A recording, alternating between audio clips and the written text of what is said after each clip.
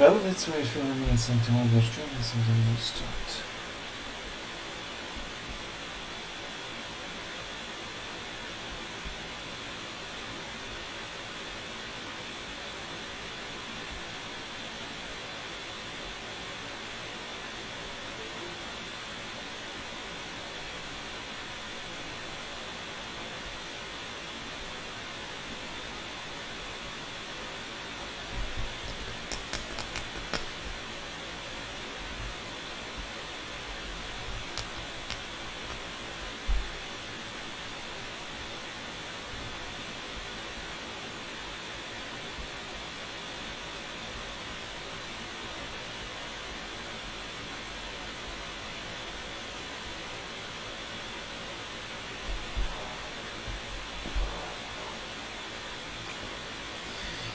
Okay, I guess we can start. So, hello everyone. Today we're going to continue talking about object-oriented programming. Before we start, as I promised yesterday, today I will share the link with you on the spreadsheet, and here you can fill in the just mention the topics. The topics you want to repeat, discuss more. So, and just then you can mention the topics there. Please check if you can edit this file. So just in case you can't edit it, let me know. But I guess I changed the permissions to editor for everyone with the link, and then you can just write the topic, or maybe just you can write also many topics if you want. So then I will review them during the weekend, and on Monday we can discuss them more. Also, if you have maybe any suggestions, you can also put them there. Suggestions about the topic, suggestions about the organization of the sessions. Maybe you want to change something, then please let me know. The usual problem also always what students mention in the feedbacks is that always students want more practical examples. I agree with this, but sometimes it's quite complicated to find them. But in case you want more, then I can try to prepare some examples about some specific topics you want to discuss. Yeah, so please let me know there. And again, in general, if you have any suggestions about the organization process, or maybe to introduce something, then also you're welcome to mention it, and then we can proceed. Alright, so that's about the plan. And just in case you have any questions, please let me know. Yeah, in free form you can mention the topics there, and then we can discuss them next week. Okay, but today we're going to continue talking about the object-oriented programming. So, and again, from yesterday we had a brief introduction in the concepts of general. We have not touched any coding yet, which is fine, because of course always to start before starting the coding we also need to know about why we want to code, and when we actually deal with the code, then we should also understand how this code is constructed, what's the meaning of this code, according to what principles the code is constructed, and also the key question for us may be how to deal with this code, because usually for any type of of the developers, running time of the programmers, starting with junior programmers and finishing with senior programmers or solution architects. Usually the key thing to do is to maintain the existing code. So it means that in practice, usually you will have the solution. And solution means that the code, the integration with the databases, integration with different services. That's pronunciation I took from one New Zealand colleague that I never met. So the key thing is that the usual practice for the programmers is to maintain the existing solutions, and also later on we'll see to work with the different frameworks, different frameworks of the player. So it means that you may have the framework. You most likely will have the framework. It means that there is the code already there, some kind of code, and then on practice your task would be to do some changes in that code, to introduce maybe something new there, and then to actually implement what is requested. And in such case, object-oriented programming is the concept you most likely will be dealing with. And so again, last time I also mentioned how can I, from my perspective, how can I imagine the key concepts of object-oriented programming. I mean, not the deep concepts, but in general, why it is called object-oriented programming and why we talk about the object so much. So I asked to just simply take a look on the Microsoft PowerPoint application we have here, and just to split this application, actually the screen that we have here, all the functions, all the buttons we have here, all the screens, all the slides we have here, to split them and to look on them as the objects, as the combination of the objects. That is how we work with object-oriented programming. So we have some kind of interface we implement, and then we describe each component of this interface, each component of the application, using the object structures. And so now we go deeper to what we also discussed yesterday about the classes and the objects. So again, when we talk about object-oriented programming, then the first two terms to use, they are the classes and the objects. So what does it mean? For example, again, we have the most primitive one would be that, let's say we have the cars. We have car, and the car itself, that would be the class. So that's kind of template. Actually, maybe the template is just a description, because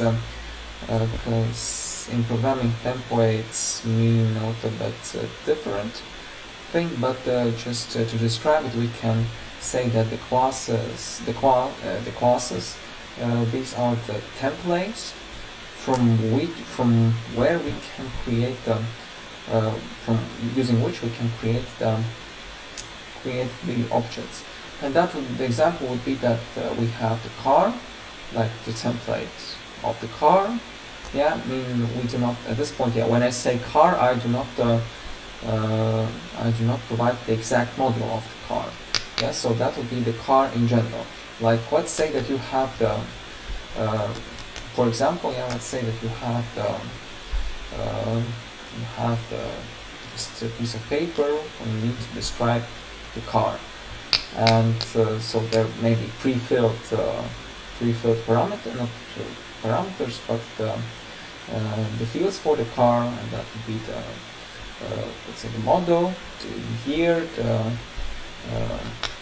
the color, and all the different things. The same is for the classes. Yeah, the class will have the main parameters, all the cards will have, and in this case also the key points to understand: when the class name is car, then it means that we talk about all the cars. Yeah, so we do not, if the name of the class would be that we say, for example, I don't know, Tesla, then this will mean that we talk specifically about Tesla, not the cars in general. But so if we have just simple car, then it means that in the definition of this class, yeah, I mean just class name is car without any addition, then it means that any car will come from this class. So that is what the class is. That's the description of the let's say not the object, description of the object, the description of the some kind of template. You can call it template or the group of something. Yeah. And yeah, I just mentioned about the name of the class, and the same as for the variables, the same as for the methods. For the classes, please note that the name should be provided in the way that it is understandable, and the name corresponds what we will define under the class. Yeah, as I just said again, if we have class car, then we cannot say that we cannot predefine that the model will be Tesla, or the year will be, for example, 2010 or something like that. Yeah, so if we have car, that means that the parameters must correspond to all the cars, and also all the behaviors. And behavior, as we talk about for the classes, we have the attributes and we have the objects. Yeah. So in this case, when we define the class, then we also define what kind of the properties the class, the objects of the class may have, and the class in general, and what kind of behaviors the objects of the class, corresponding class, may have. Yeah. So that is the definition. And again, when we talk about the definition of the class, that means that we define something that will correspond to any object with such class. Again, if this car means that all the definitions, all the properties should be linked to all the existing cars. And also all the behaviors like move, turn on, stop, turn lights, and so on. Yeah, all these things they should correspond to all the cars. Yeah, that is one thing. So again, properties and methods, the behavior, which actually describe the behavior. Then, if we talk about the properties and the behaviors, then they have two types. Yeah, they may have static and non-static, which we can call instance type. And what not type, but instance specific type. There's not confused, so we have data type and we have type like simple type. Just not confused. Yeah, so the type may be static and instance type. So, and when we talk about these two, what's the difference? The difference is that when we talk about static attributes, the properties attributes, I can just call them both ways, these are synonyms. the static attributes and the instance attributes. The same is for the methods. We have static methods and we can have non-static methods. So what's the difference? The difference is that static, let's call it the attribute. Static attribute means that it is something what is, actually that's the variable, like if we talk in a deeper the programming way.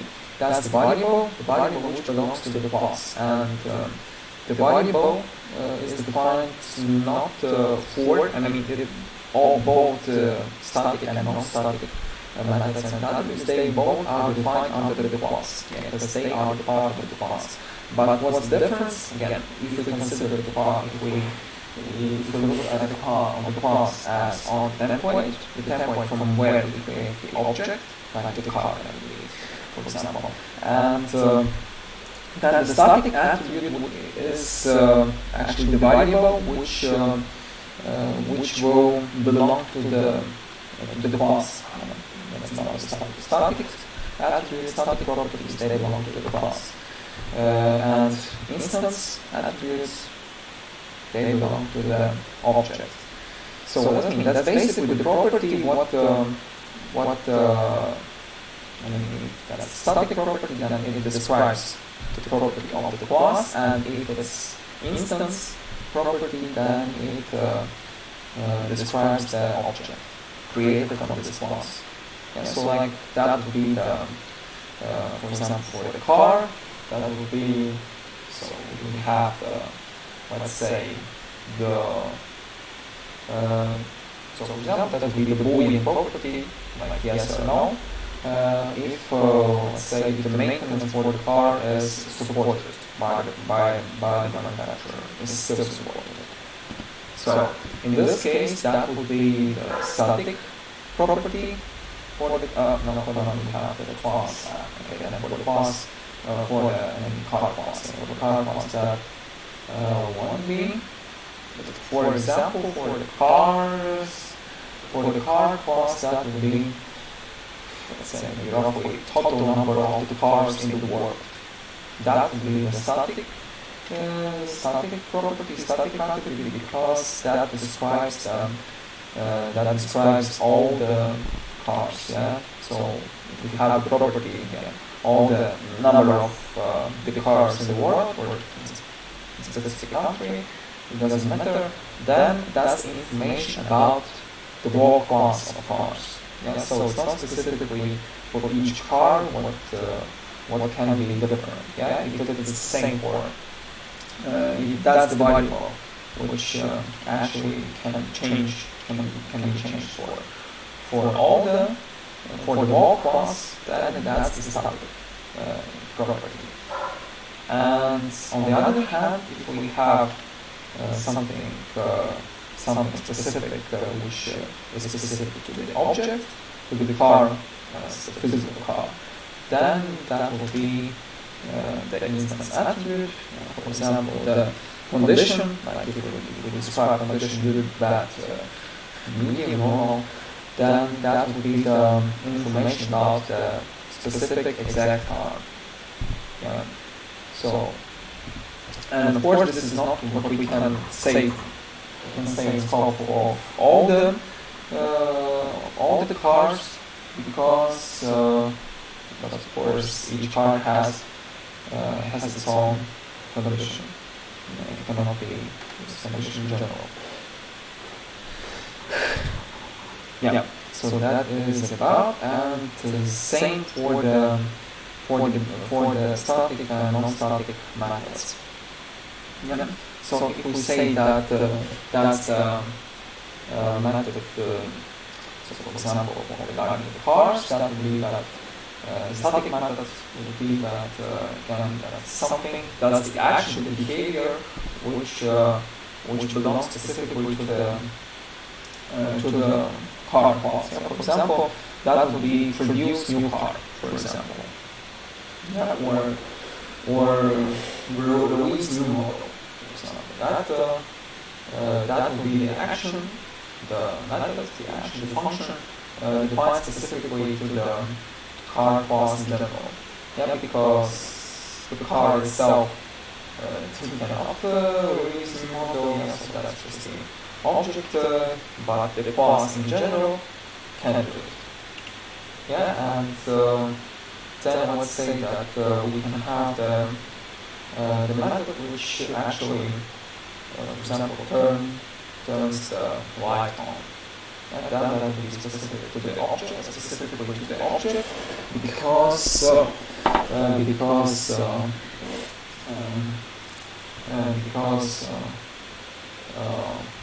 if we turn the light, we just not simply turn the light for all the cars in the world, and that's not possible. Yeah, and the last thing also I mentioned from the Egypt class example we had before is that sometimes, in some cases, we may have the static methods which actually act as the instance methods. So what does this mean? It means that, for example, that would be that, say, it's turning lights on off. Let's say that, for example, we go to the service, car service, and this car service turns the lights on or off, for example. So in this case, that would be the way that the car class has the static method turn lights on, turn lights off, and then to this method you must provide the object, the instance of the car, the object car, so that can be provided as the variable. Then you put it there, and then this method may turn the lights for the specific object provided, for the specific car as the object provided. Yeah, so that is the point here. That's the concept in general. We'll talk about the syntax a little bit later. So for now, do you have any questions?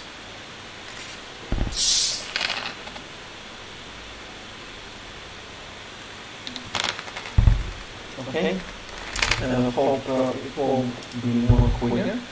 Let's move on to the direct points.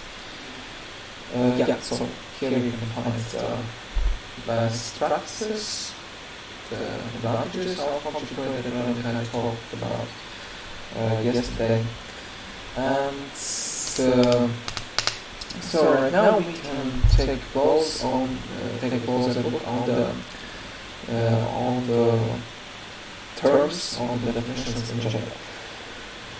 So then, what is class in general? As I mentioned, the class is the prototype, template, so these are all the synonyms we can apply here of the object. Yeah. So, not for all, here we can actually say that this statement is actually correct, but in some cases it may not be correct, because in general, not in general, but in some cases the classes may be created and used in the way that we do not create the objects in them. So let's say that, for example, as the example would be the Central Bank of Europe, for example. Let's imagine that we have the central such class, which is named as Central Bank of Europe. So in this case, you cannot really create any object from this class, because it's just only one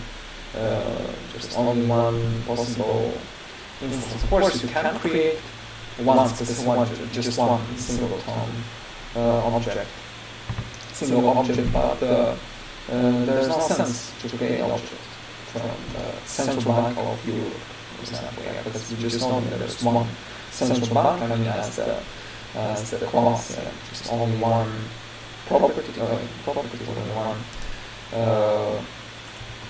one object, and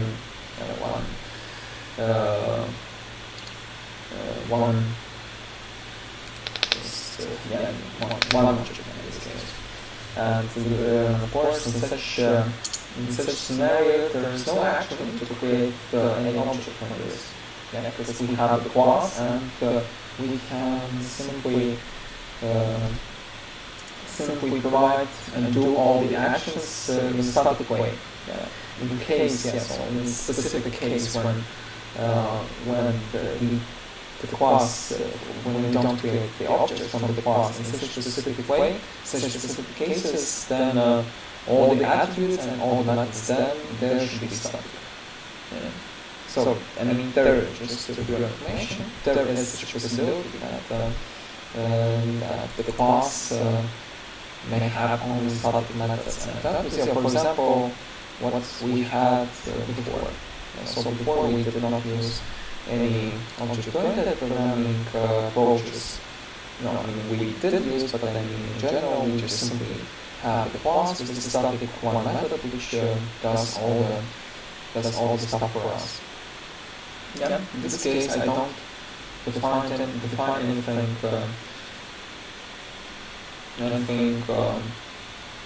specific here.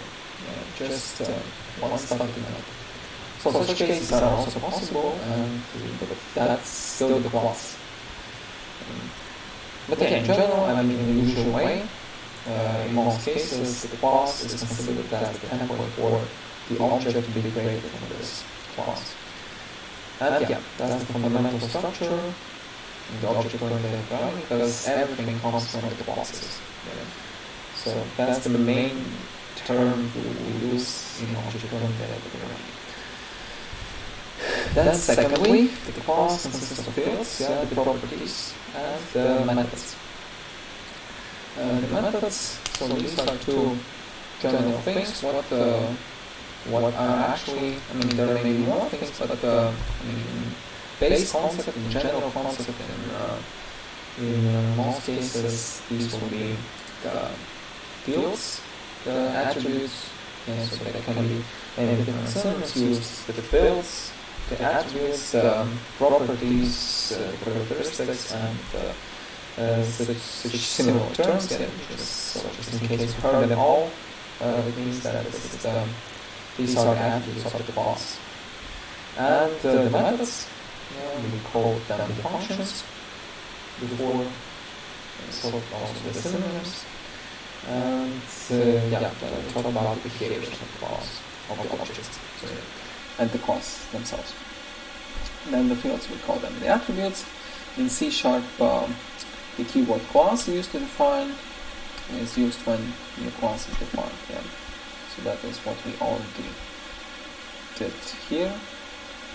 So in such cases, we just simply define the class name, and then it means that we have the class. We have the class now. So, and the main thing for the classes is that they provide the reusability of the code. So we can create one class and then use it in many different scenarios. So, and in general case, in most usual case, the functionality of the classes provide us the option to reuse kind of the code and also apply it to different objects. We'll see that we can also have the composition of the object, so it means that one object may be located under another object and so on. And in general, there are no limits how many objects to be created from one class. Like one class in general may have may have lots of objects, and that's the base concept. We have one class, but many objects with they may have different values. So in this case, they will all have the same attributes, the same behavior methods, but the methods which define the behavior, but they all will have different values for the method, for the attributes. What will be assigned to these objects. And here is the typical example of the class computer. So what we see here, we talk about the access modifiers. We may have public, protected, private. or just default one, which means without the access modifier, then the class keyword used for the classes, and then the name of the class. Yeah, please remember the naming conventions we use for the class. We start with the uppercase letters. Yeah.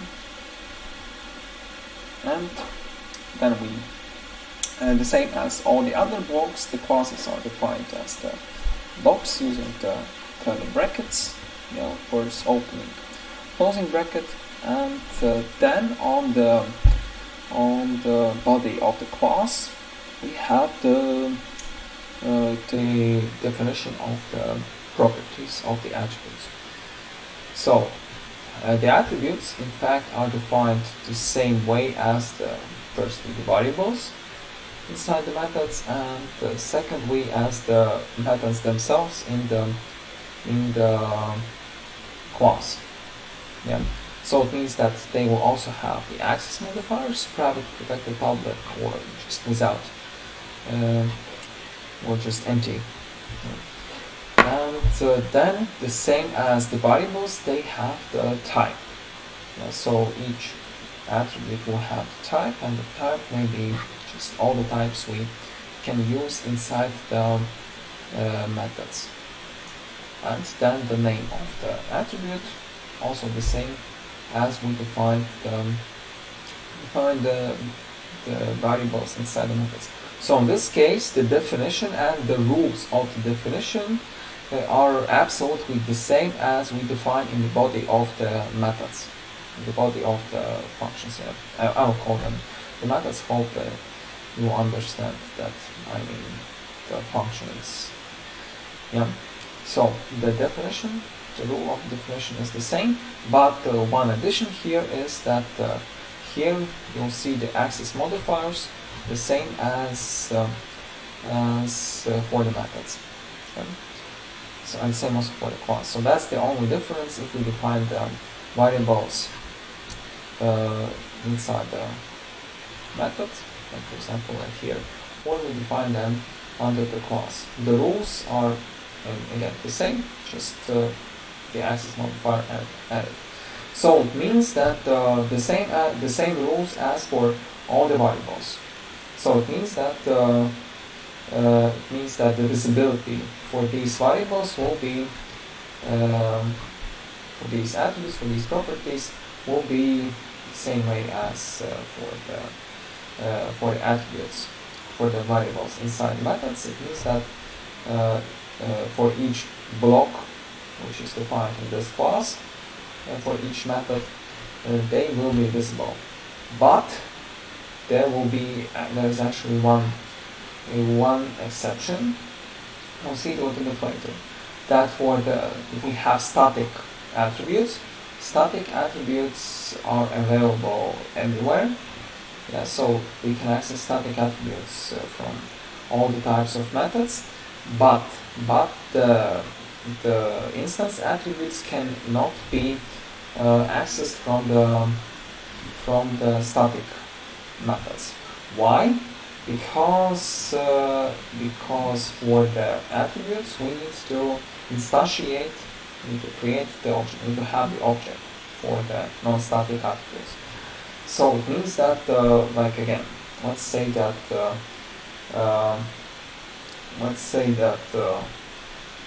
for the car class, just in car in general, what I talked before, we have the static method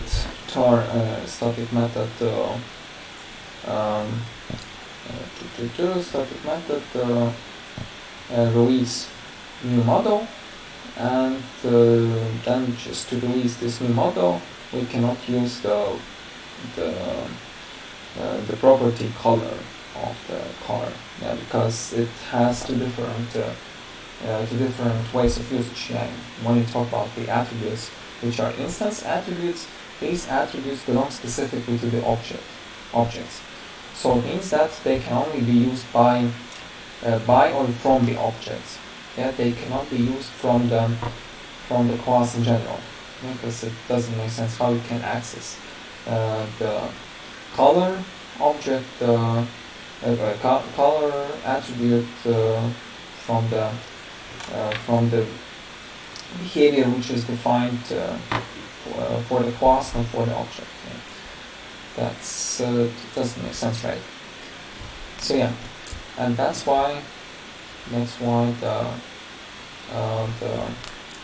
instance attributes are used as the templates, and then they can only be used for the objects. So that's the same concept. And again, when we talk about the templates, then we usually mean the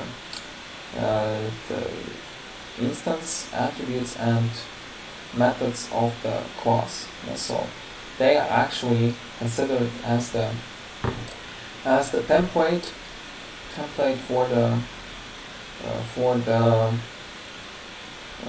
the objects to be created from this class. And static methods and static attributes, they are not really considered as the template because they already can be used. So template means that the same as usually when we talk about the templates, something object-oriented running case. But in general case, when you think about when we talk about the templates, it means that this is something what can be used, but itself by itself it's not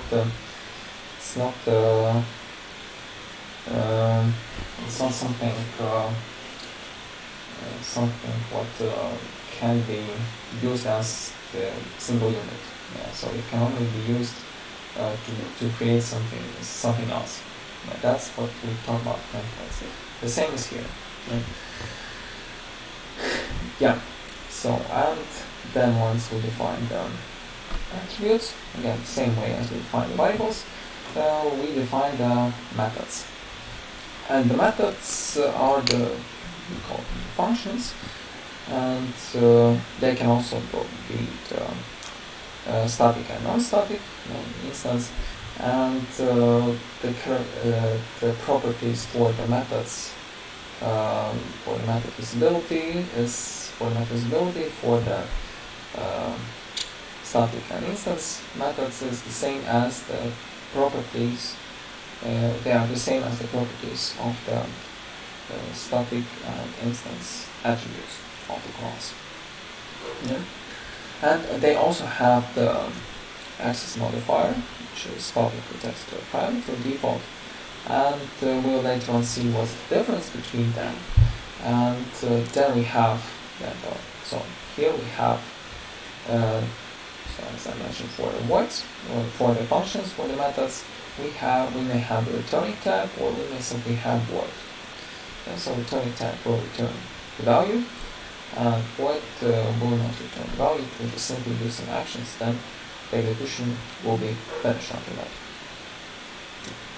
So that is the thing, and also inside the methods you can write the code, and so that we can refer to what we talked about in the topic about the methods, about the functions.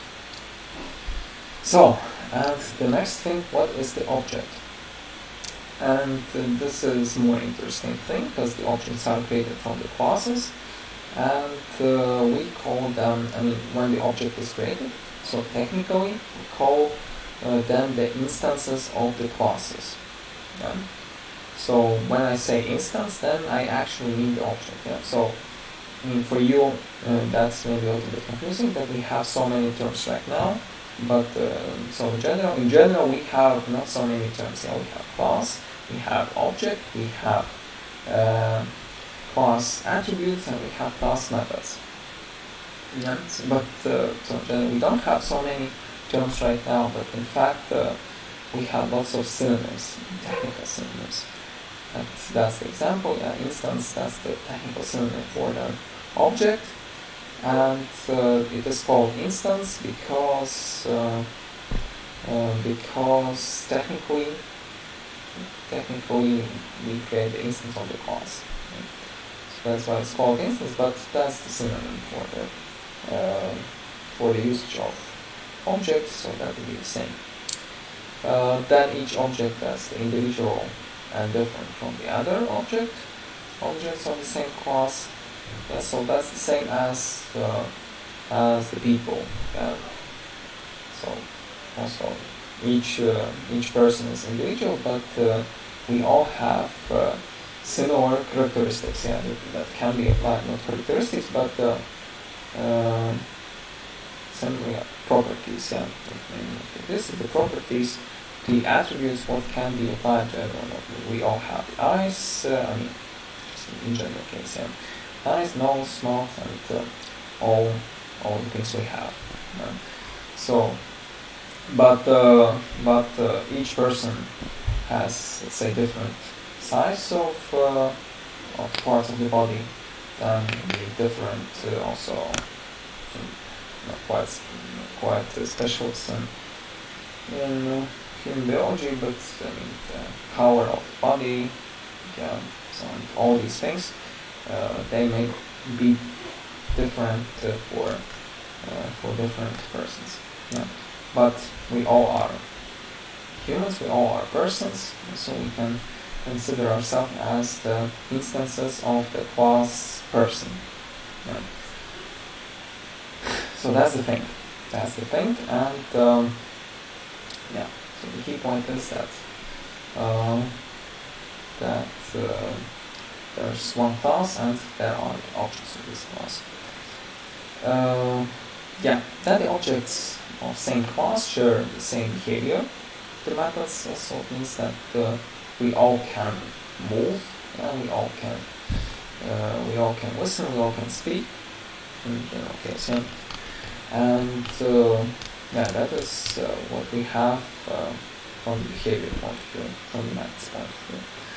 And yeah, then objects consist of specific values for the class properties, and objects may call the class methods. So it means that from our perspective, from a human perspective, we can perform some actions, and these actions are actually defined. They come from the class person, from the human class.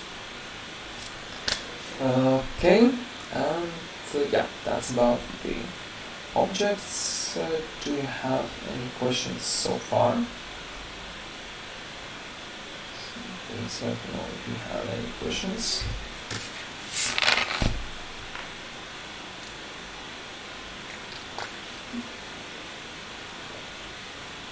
Okay, then if no questions so far, I hope that it's pretty much clear. Then if not, we can discuss it later. Yeah.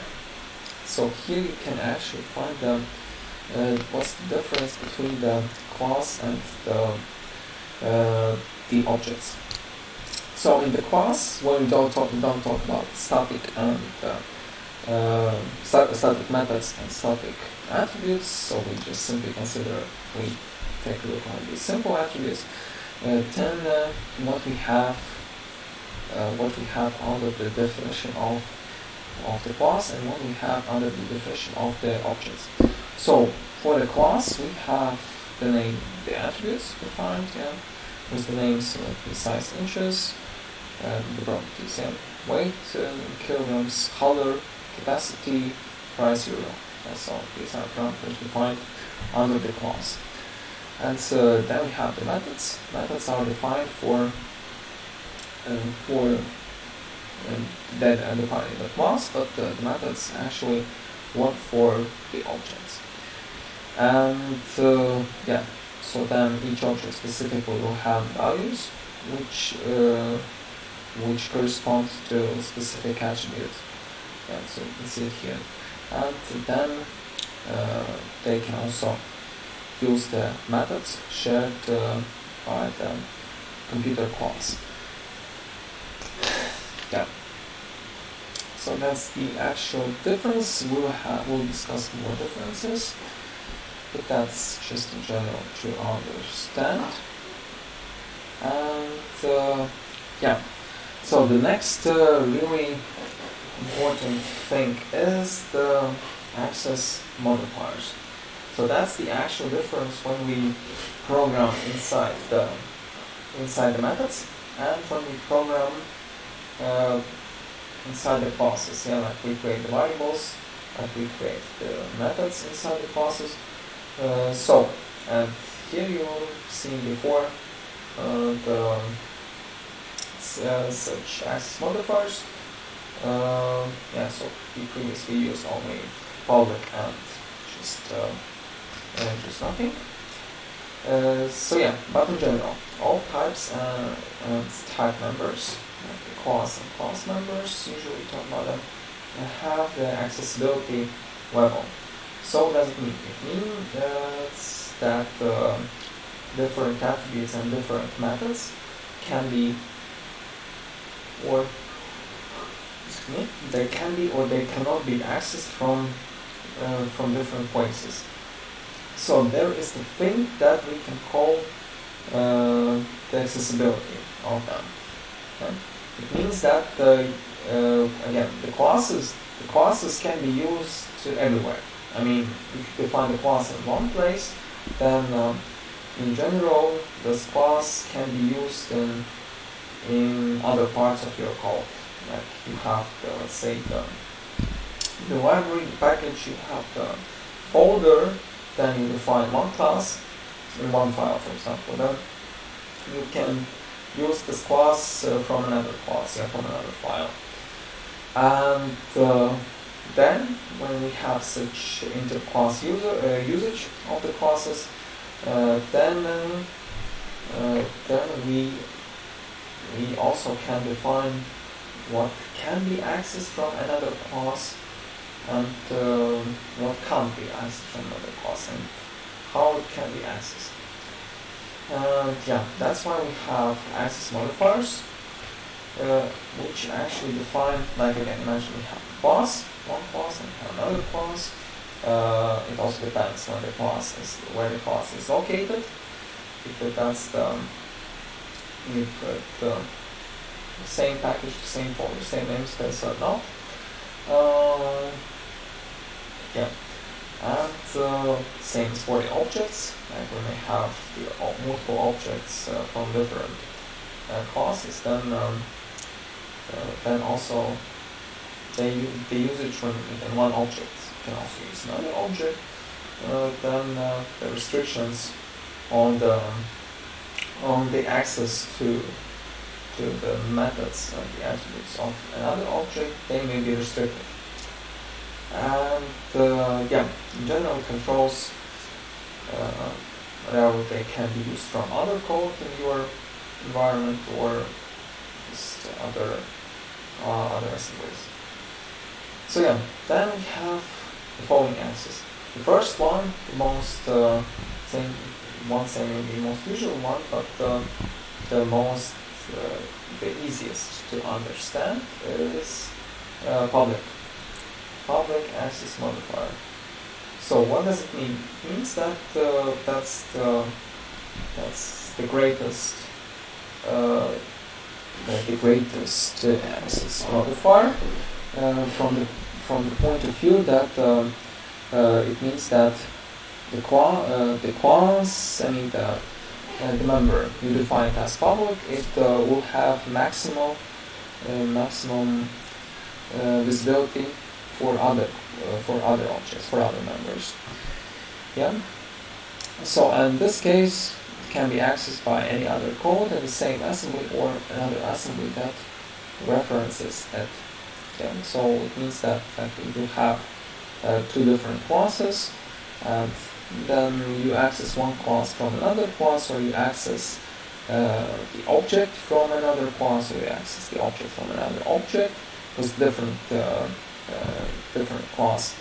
Then if you have public availability, then it means that this method, this attribute, that we can define the access modifier to the method and to the attributes, to the methods and to the attributes, and then it means that the methods and the attributes will be available. They can be accessible from everywhere, from everywhere in scope of one same assembly, or also another assembly. So public means anyway, like one class, like that will be that the class, the object of the class, let's say computer, it may have the method which can access the method or the attribute or of the class car. If car has public, class car has public visibility. If the method or the attribute has the public visibility, then the methods, it is possible to access these members from the computer class, from the computer object. Okay, so the top axis. Then we have private, and this, as you may see from the name of the axis modifier, means that this is the private attribute or private method. So in this case, in general way, it means that the method and the attribute can only be accessed from the same class. Okay. So that would be the case, like in this case, we have the class computer, then we may create the object from this class, and then these attributes, in this case what we can access them only from these methods.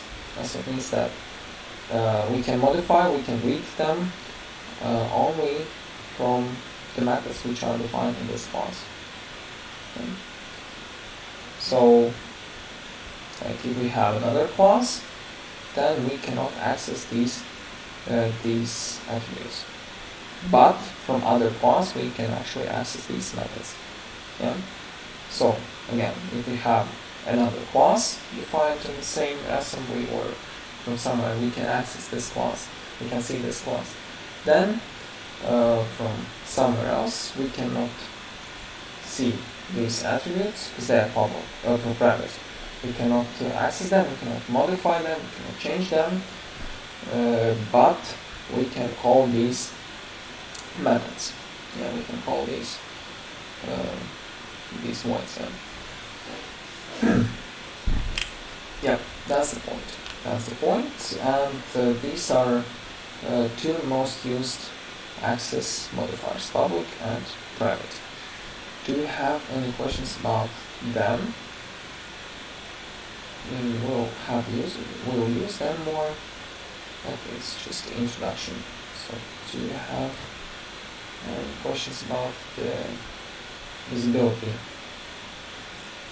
I mean, this may be a little bit complicated, but actually, assembly, that's the actual environment where we can define our C# code.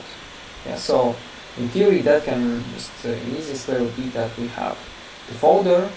Yeah, like in general, we have the projects, and then we have the packages and different things. We'll talk about them a little bit later. But like in this case, in general, let's say we have one folder, and we can actually compile the files in the way that you can access this one class from another class. Yeah, so in this case, we can consider our folder as one environment.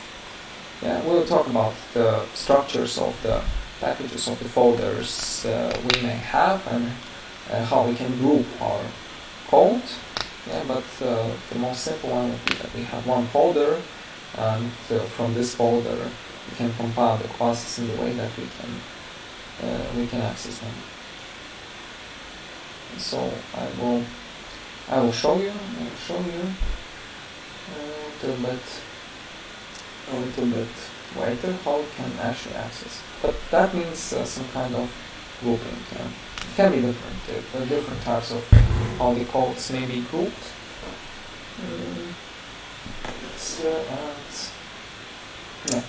This is what can be called assembly. Okay, do you have more questions?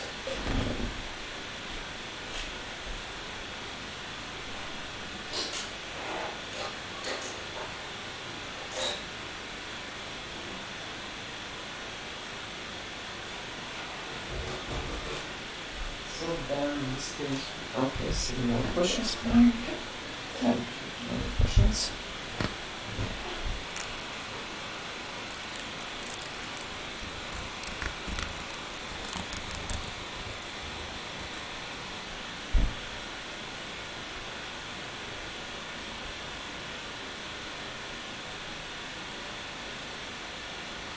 Yeah, and yeah, a really good question. I was waiting for such question because especially for those who only started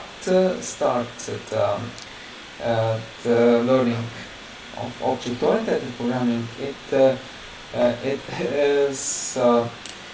is hard to understand why we actually need this access modifiers, and I absolutely agree. Because initially this may be really not clear why do we need such things.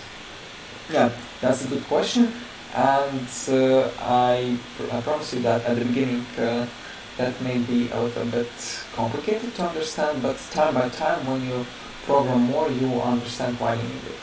So in general, that's the part of the concept. That's you say about the security. Yes, in some cases it may refer to the security. I agree, but when we talk about the programming, then the term security is quite large term. Yeah, the security means that it may be something like the passwords or the encrypted texts or something like that. So the access to them may be the part of security. So maybe the access to bank accounts or such data can also be the part of the security. That's what we understand as the security in general way. But from the programming perspective, we can also have such security, such understanding of security, like let's say, again, as I mentioned before, usually we work with the code which is already developed. Yeah, like we have the frameworks. We basically have we work with the code created by someone else. So you will see we have lots of classes, lots of different objects we can create from these classes. And yeah, I mean, if we work with existing solution, if we work with the framework, means that somewhere the classes are already created somewhere, right? So we are now at this point, and let's say that we want to create something based on what was already created before us. And the key thing here is, so for example, and security in this way would be that we do not use the existing code, the existing solution, the existing framework in the way that it is not expected to be used. And this is also the part of the security. Yeah, it's from a different point of view when we look on the security. But this is also the security that you do not use the code in the way that you should not use it. Like again, you create the program, you create the application, like mentioned, that you develop the application, yeah. So that means the website or the application, mobile application, and then of course for the users, they should know how to use it. Yeah, you don't want the users to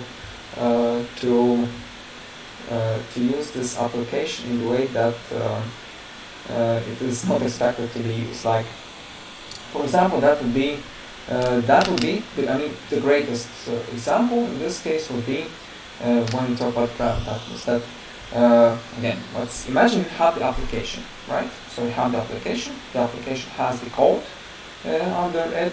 Yeah, so it is the code which actually drives this application, right? So at this point, everything is clear. And this application, it has some technical properties. Yeah. So, example, some statistical properties. How if you use a smartphone, then what kind of hardware is used there, and a lot of different things. Yeah.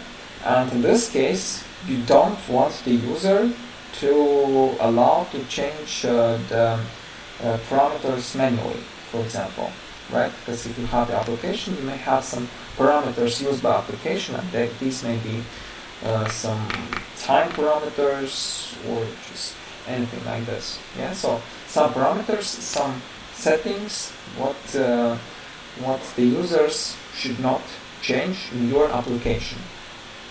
Yeah. So and but these parameters, these values, these attributes, they will be used by your application, right? They will be used.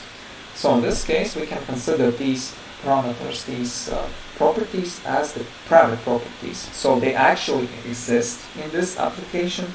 They are used by this application. They belong to this application.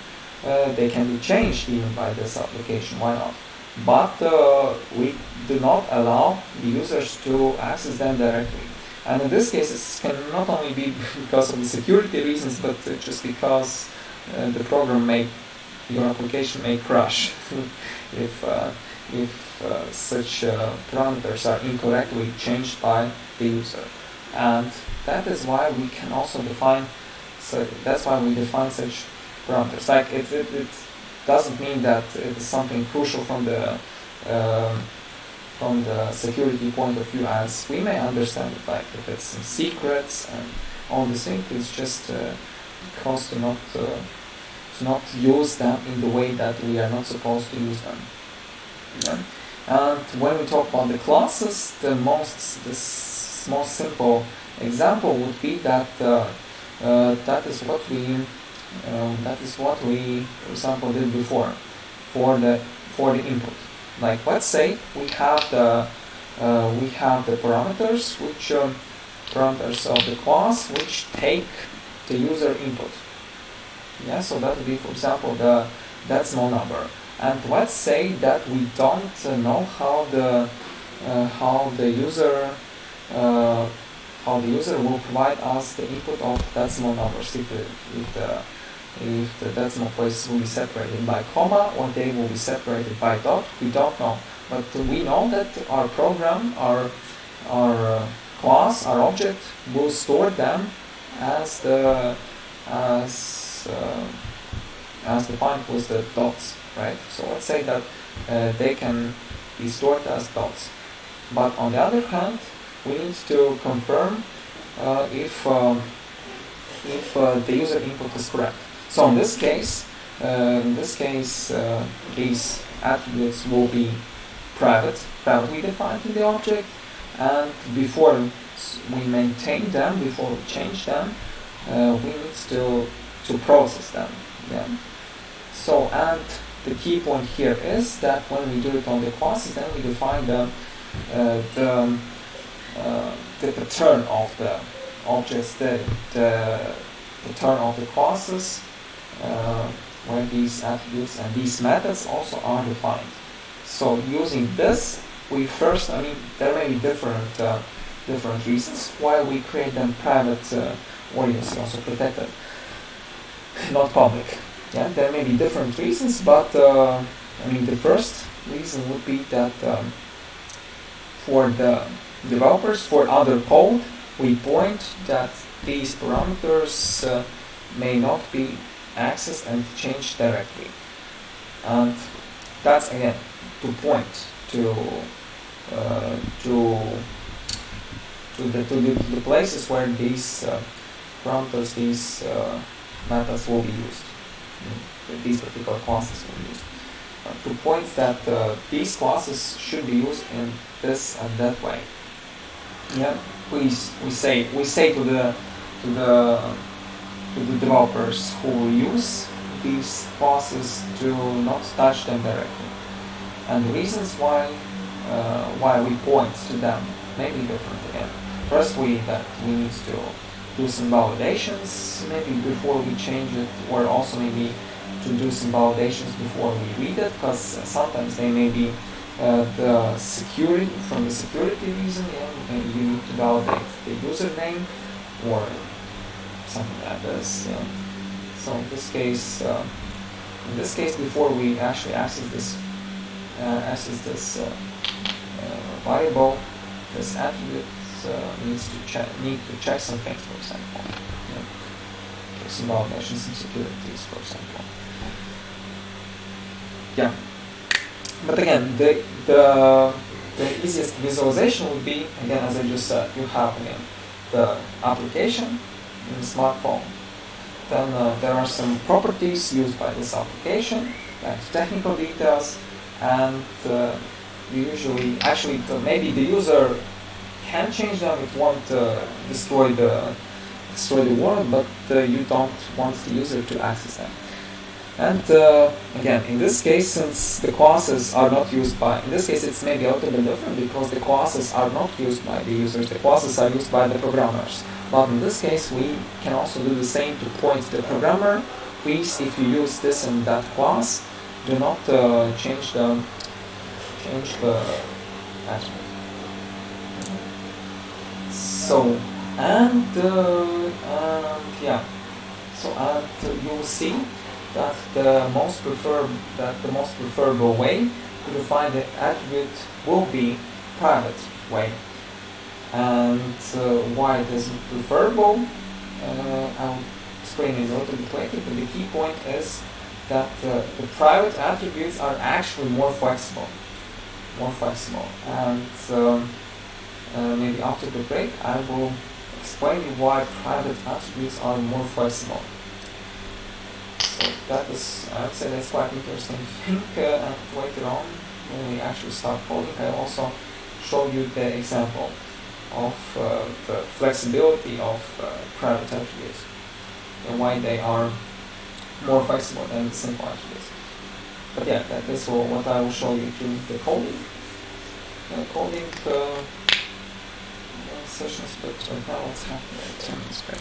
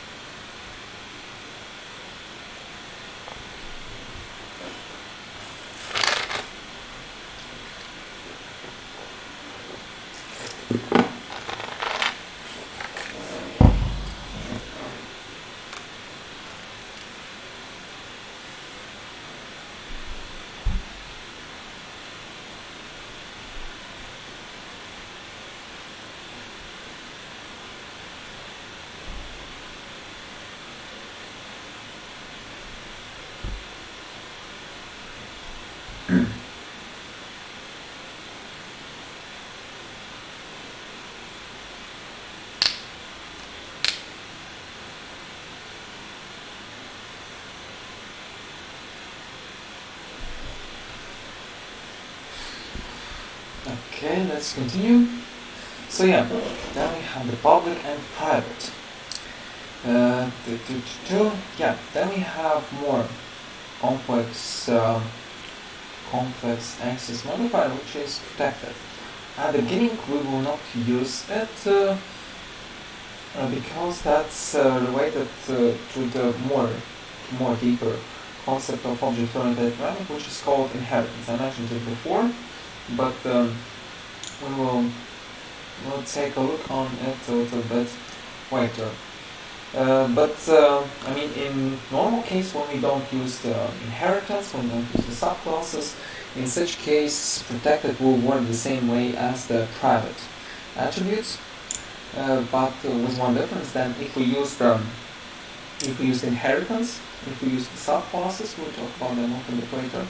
Then, for such classes, these attributes and methods defined as the protected, they will be available for the subclass, which we can call as the derivative from the main class.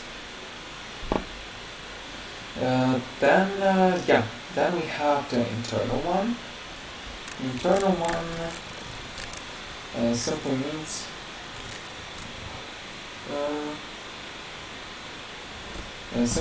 that this is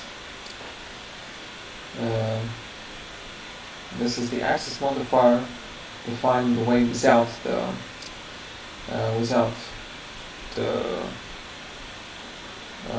just any naming. Yeah. And this means that it can be accessed from the same code.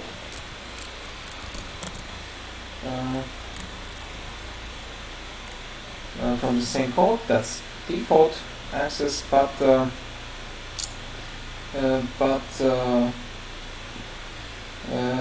not from another assembly. Yeah, but these are more specific, general ones. We use public protected, and internal means nothing, and that can simply be accessed from the same assembly. Then we have protected one, which can be accessed actually by any code in the same assembly, but which is declared, or in the same assembly, or it is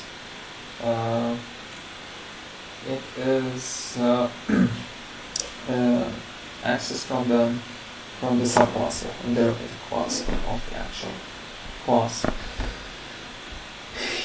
Yeah, that's about it. And also the private one, the private protected, which is maybe quite specific.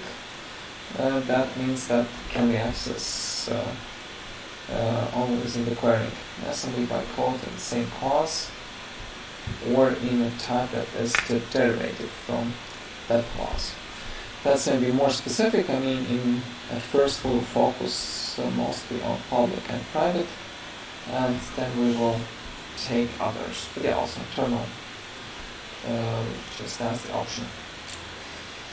So that was about the access modifiers. We'll use them, and they are a crucial part of the object-oriented programming. And then the next thing is the encapsulation. Also another term is applied to the object-oriented programming topic. So what does it mean? It means that from from the actual term encapsulation. It means that we encapsulate something. So we put something inside the capsule, inside the capsule, but so in general we say that we put something inside the object, some kind of object, and is encapsulate as do not provide the access to to anyone else. So, and yeah, in general, that's the definition of the class without knowing the objects. And it's possible to call the method start computer without knowing how the method is defined. So, a moment. One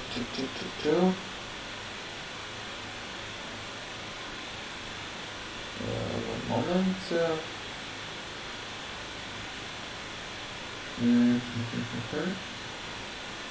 Well, yeah, maybe that's not the most precise definition of the encapsulation, but the general idea is that the code is actually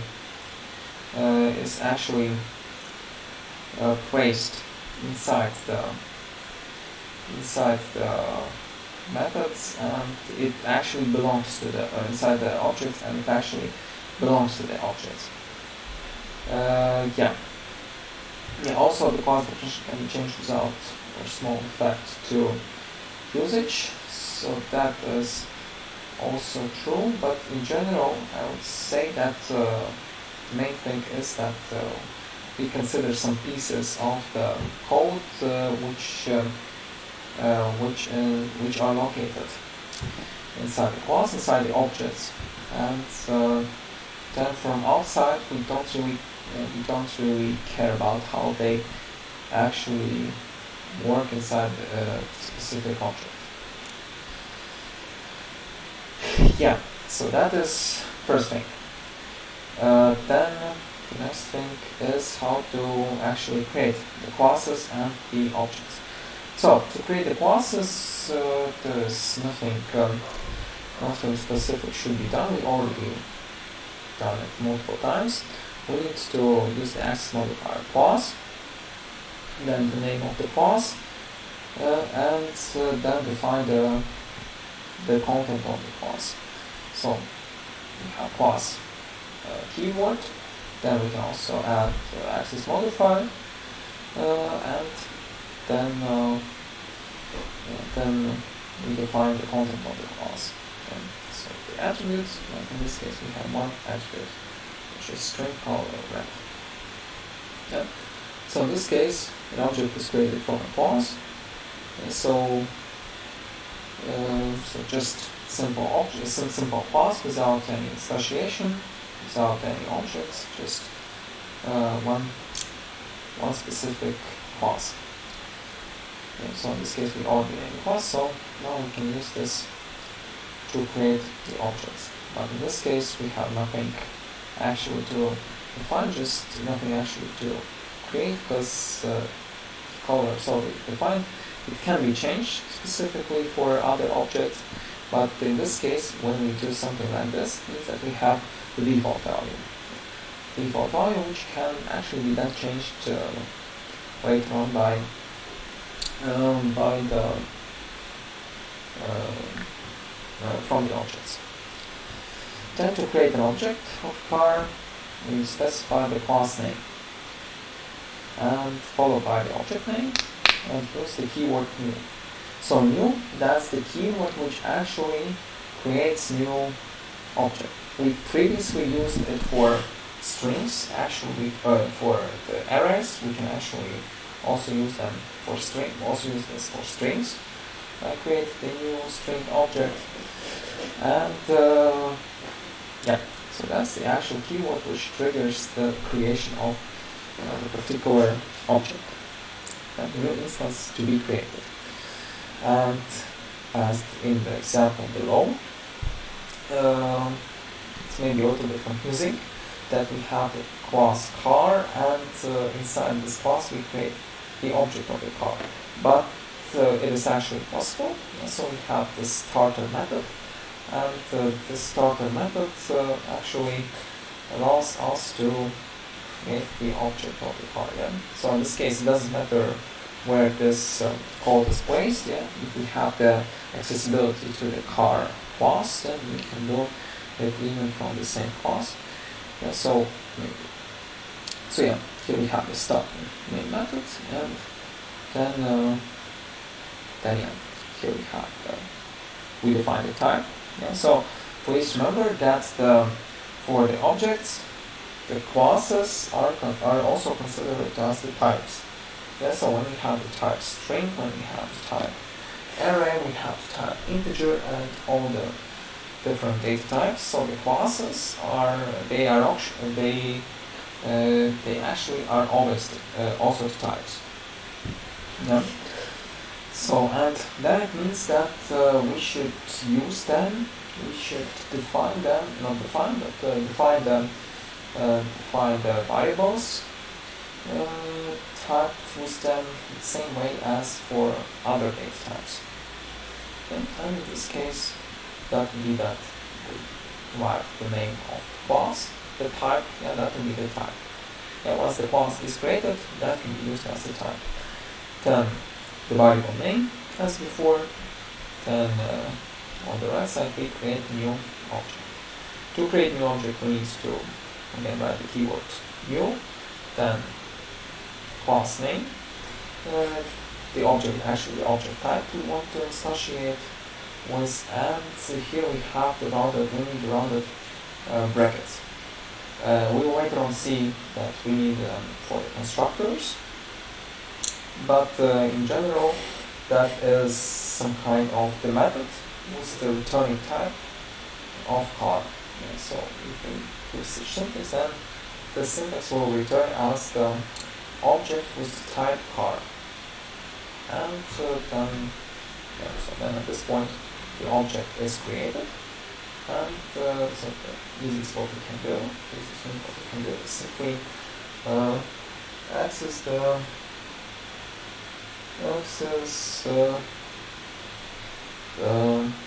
attribute of this object. Okay. So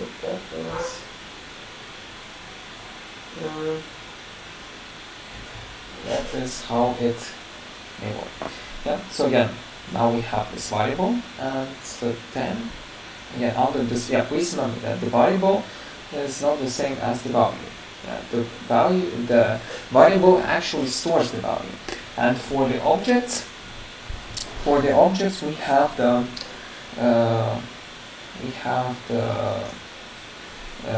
values, which are actually the references, the references to the class. And so the instances. Yeah. So if I say reference, then I actually mean the instances of the classes, the objects. Okay.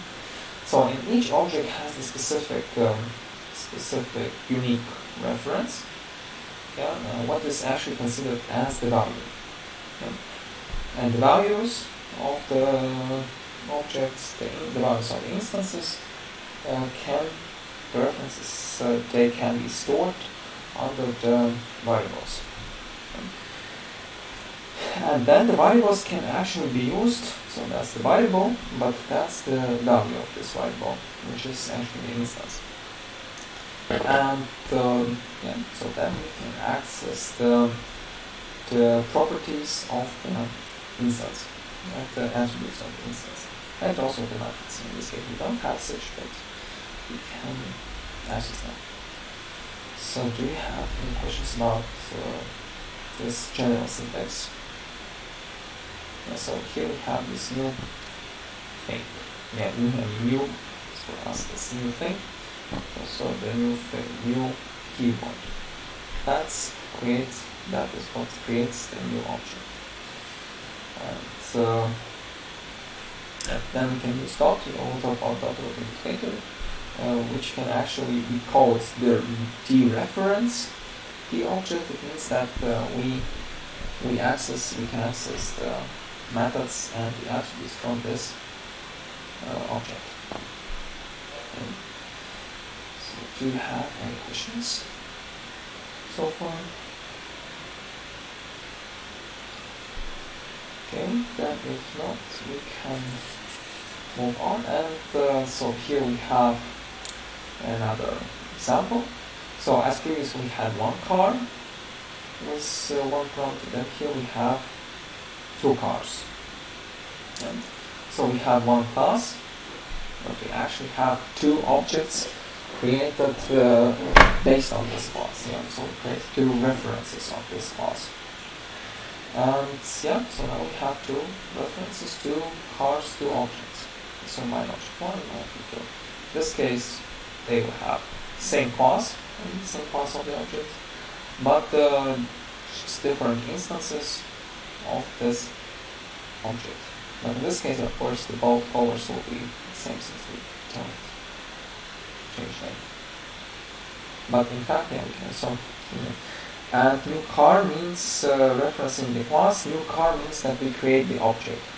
Yeah, so by default, the value will be null, yeah, which means nothing. But if we call the operator, if we call new car, then it will return the reference of the object. Yeah, it will the reference of the class, the object, the instance of the class. It will return the object value. So same as for the arrays. Yeah, remember that we did the same for the arrays. Without you, we have no array. We have only the variable. Right? But the variable, we can do nothing with it.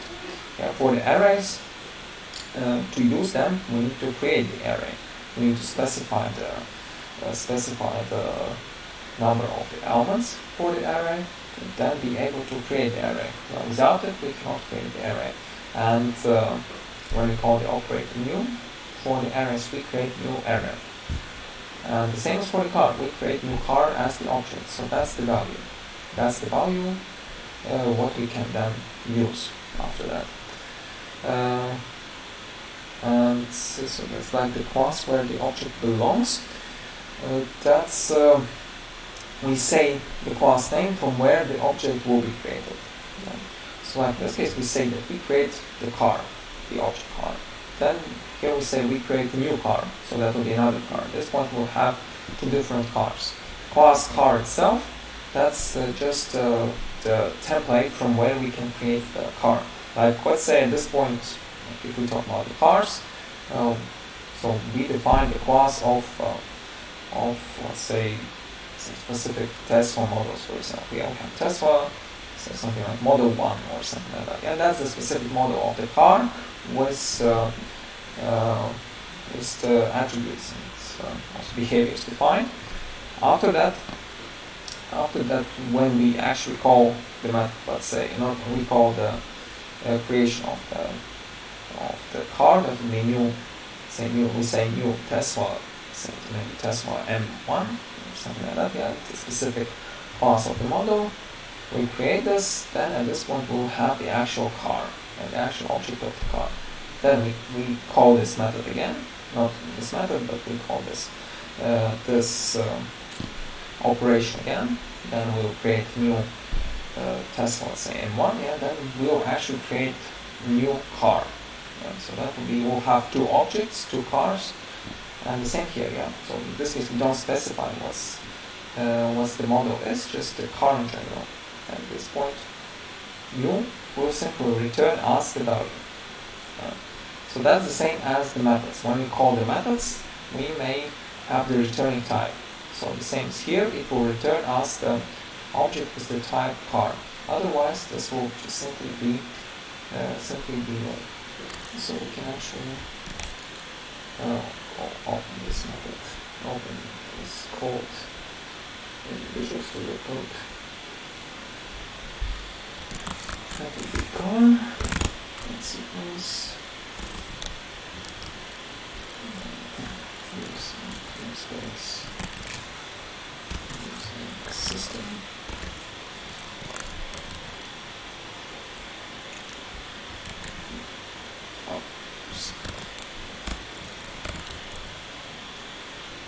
Next line. So that's our code.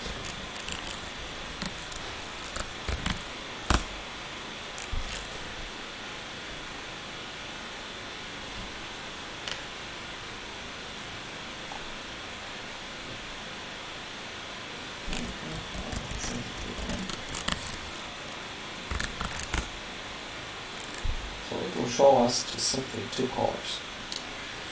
Yeah. So at this point, we have two different objects. So does it mean? It means that I can actually, at this point, create, not create, but let's say, at this point I will change the color to, let's say, black, for example. Then at this point,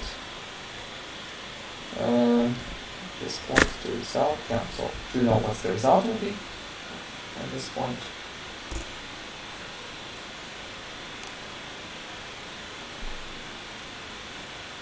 So at this point the result will be red and black. Yeah, because at this point we actually changed the color for the second object, but the color of the first object is not touched. Yeah, so that's the same as the default one. So, actually we have another option. Another option would be that we create a new variable, but we will use the same object. That will be create a variable my object 2, and we don't create new color, we simply reuse the previous one. So, and maybe you may guess the result now. What will be the result at this point? Do you have any ideas? Yeah, at this point, just take a look on what's the object used. At this point we have two variables. But we actually have one object at this point. So, and again, please, yeah, at this point we have two blacks. And the reason is because at this point we have only one object. Yeah? So that is what I said. We need to distinguish the objects and the variables. The values and the variables. Variable, here we have my object 1 and my object 2. These are the variables. Yeah, we don't take a look. We don't look on what's on the right side. Yeah, we just simply know that this is the variable. This is the variable. This is the variable we define.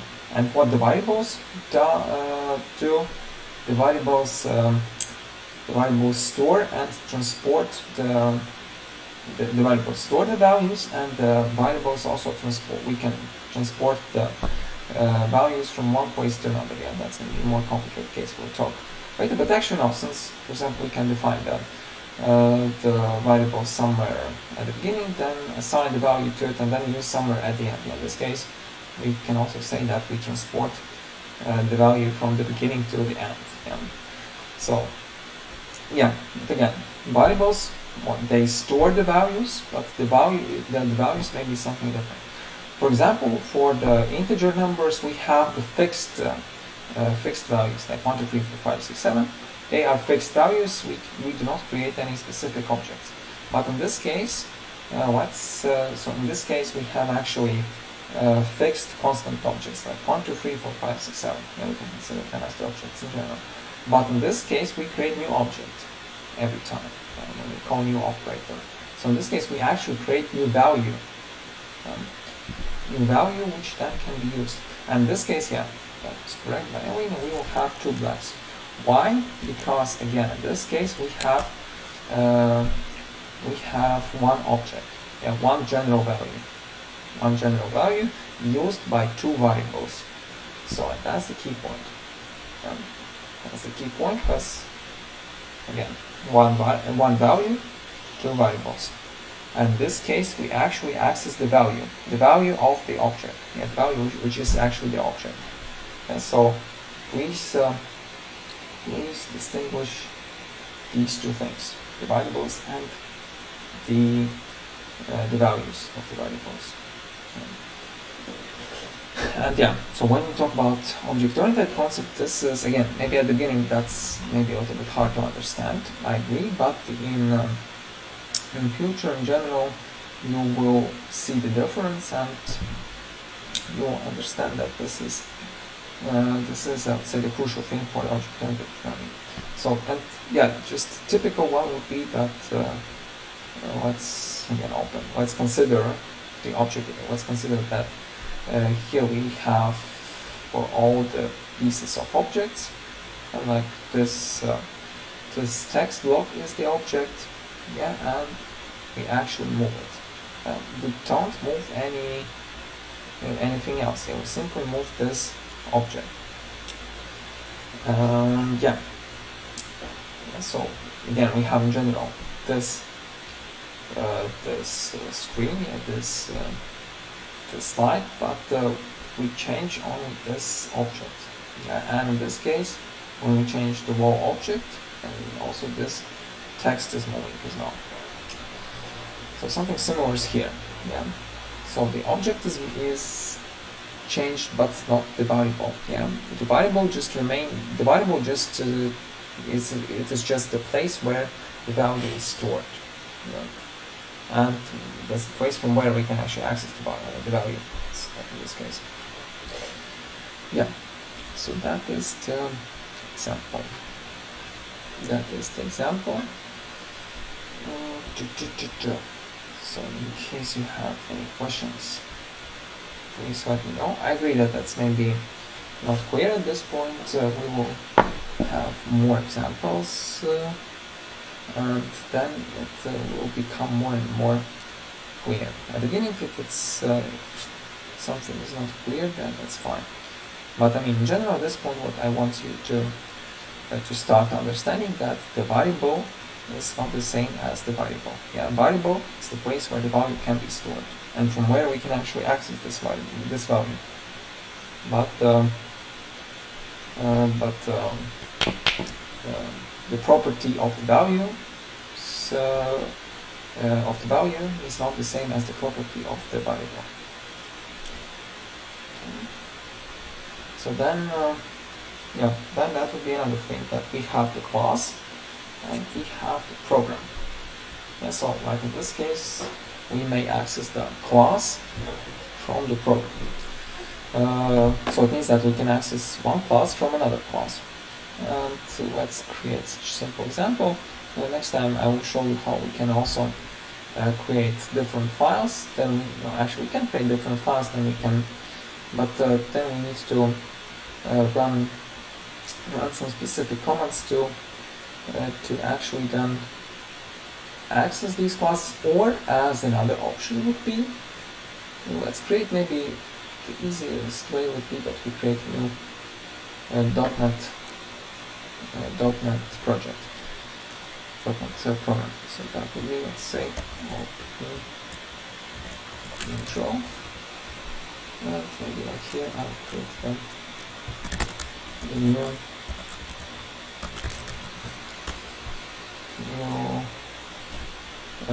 program. So that will be .Net new console.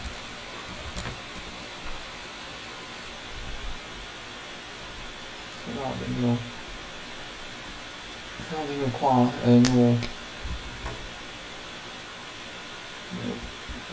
program is created. So and here I have the starter program.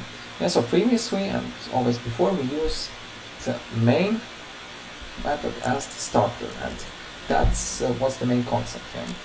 So main is the starter. We cannot have multiple classes with this main method. But what we can actually do, we can have another class. Another class, let's say that that's the car.cs. In this case, I will maybe use then the same namespace, but I will use then different name of the class. So that will be class, and that will be public. And again, in this case, it's not really important if it's public or not. And then the car. This is public. And yeah, so now we can find the property of the car. So let's maybe I will first we define the public, and then we will see what we can do when we define them as private. So that would be, let's say, color. Maybe I'll not define the default one. So then maybe I can also define the maybe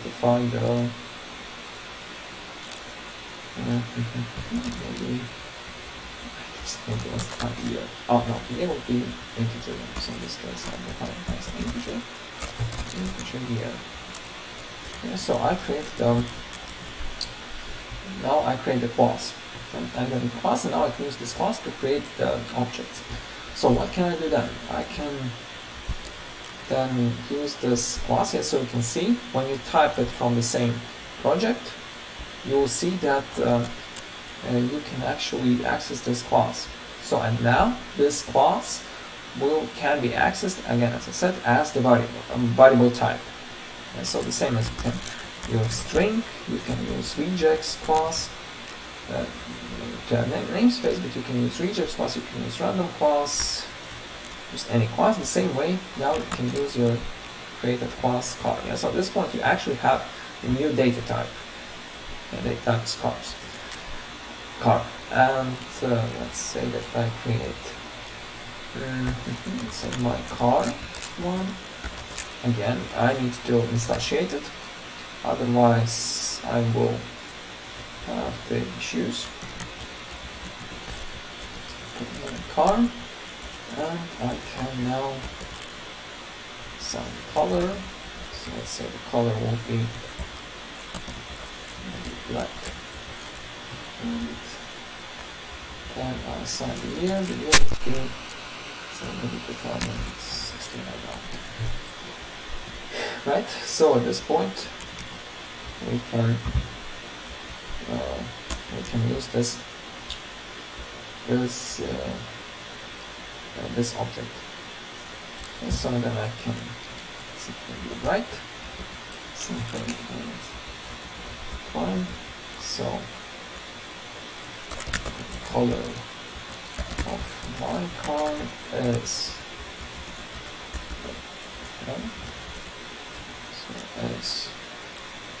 and I can access it without from here. So the values can be accessed the same way as the variables can be accessed. And so the properties will be the same.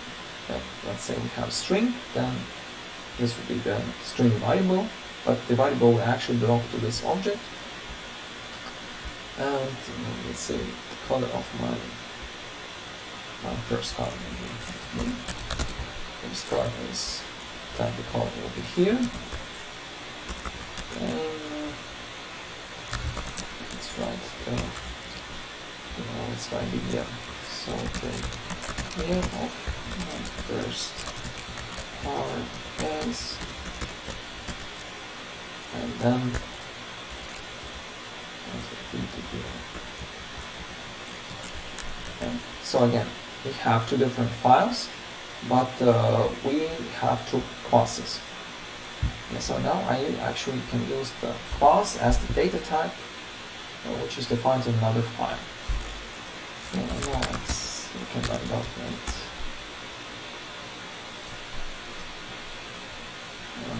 Dotnet. This program. So now it is compiling.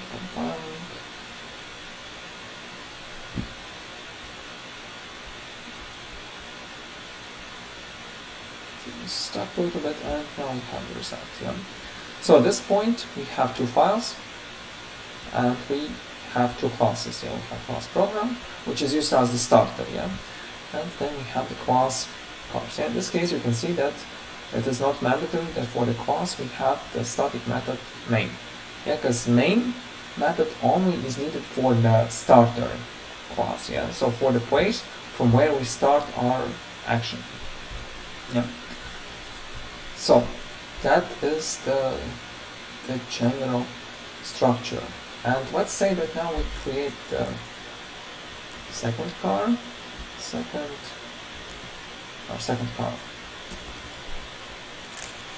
say we have my second car. And let's say what would be the color, maybe white, and then the year would be 2019 example. And then I can write the information about the second car.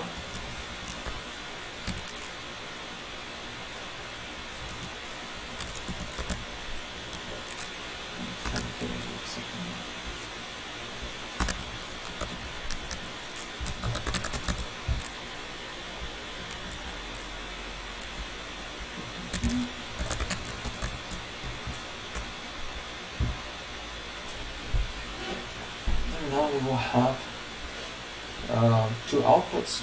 One output is based for one car, and then another output is based on another car. Okay, so we see this. Yeah, so that is about the creation of the objects and also the definition of the classes. Do you have any questions so far?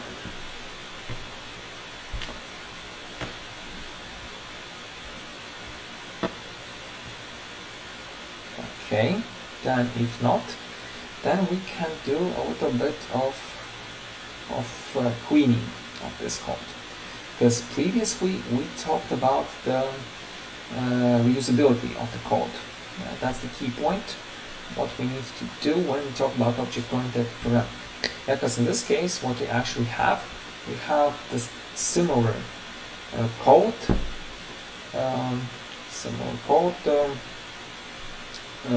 written twice. We can adjust it a little bit.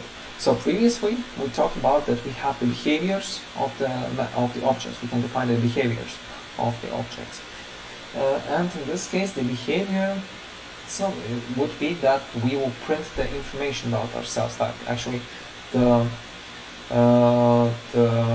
cars as the objects, they will show the information about themselves. So how would it be? We'll create the method. This would be public void show my info. And in this case, I can print what I have here.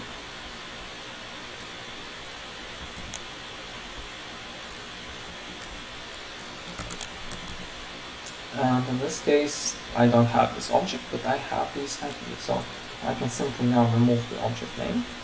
In fact, I can use this operator. And in fact, maybe at the beginning you can skip using this. I prefer using this operator because that is, from my point of view, it's more precise to use it. But in fact, you can skip using it if you don't want. But I like using this operator. That actually means that I refer to the object, to the variables which are defined in this class, to the attributes of the class, of the current class I'm currently in. So this is the class car, and I'm currently in the class car at this point. This is the method, so I'm currently in the class car. So then using this, I can refer to these attributes which are under my object I'm currently in. And then, so from here I can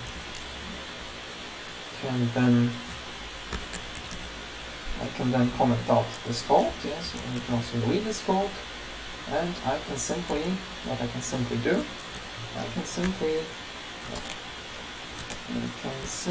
call the method show my info. Okay, so I call this method from here, and then I don't need to rewrite the same code. Then from here I can also do the same. I can call the method show my info. This will show the info about the object. Maybe in this case, say maybe of the car, just to be more general. But of course, we can also manage this in the way that we provide different attributes, then it will print the number of the sequence of the car. So, and then let's run. And let's see what will happen. Basically, then the method will be printed. Method will print the information about the car. So you can see that the result is practically the same. Yeah, so, and yeah, at this point, what we see? At this point we see that the method show my info is used, but so at this point, when we are here, when we write the code here, we don't know what are the values for this, for these attributes. We just simply use them as the variables, and then the variables are filled from here. Yeah, so at this point, when we write the logic here, we don't know how this class will be used and where it will be used. What are the values for the attributes to be defined? Yeah, we don't know it at this point, but then we can use it from somewhere else, and then we can fill the values for them, and also call these methods. In this case, one method. So this method we can call from other place. Yeah. So in this case, we can shorten the code this way, and in fact, we can use the constructor. Maybe at this point we'll not use the constructor, but what we will do, we will create the public void. Let's say first to have uppercase and just follow the naming conventions. So we name the methods in uppercase, starting with uppercase letter, and intent. So here we will then define the method which will set my properties. So, and from here I can create a method which will set properties for my current object. So then I say that the property will be, the first one will be color, and the second one will be year. Then from here I can then fill these attributes. So I can fill the year, which will be provided from here, and then I can fill the color. And yeah, in this case you can see why I use the modifier this, because this refers to something defined, to the attributes defined in the class. Yeah, so they are the attributes of the class. We access them using this. But the simple variables, what we can declare inside the method, or they are provided as the attributes. So for these variables, we don't need to use this because they do not belong to the current object, to the current class. They belong to the they're just simply defined as the attributes here. Yeah, and so here I can fill these attributes. So at this point I can shorten the code. And I can do my car, and then I can set my properties. And from here you can see I have the return to be filled, so I say that I fill black. 2016. Yeah, so -2 lines of code. I need to write here.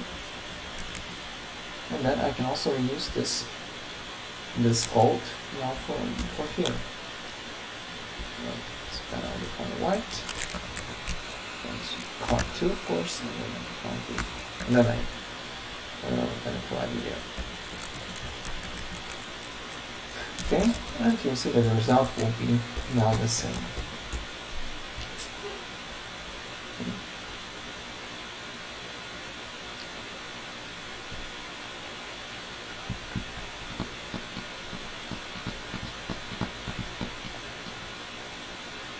Okay, so you can see that this method is used. Yeah, so the general concept for here, you can see that we write the code somewhere, write the code once, and then we use it many times in other places. Okay, so do you have any questions so far? I see Ellen is typing something. Yeah, it looks more shorter, and it is more shorter. This is what the object-oriented programming is about. Yeah? So, and what's one more advantage? So, can you just imagine that in this case we print only the color and the year. But let's say we have more attributes. For example, what else we can have? We can have, say, public string. Okay, I have string here, so maybe I will. Yeah, for strings we can define it in this way. Model. So what else can we have? Model. Manufacturer, for example. And then so we add these attributes here as well. The string model and string manufacturer.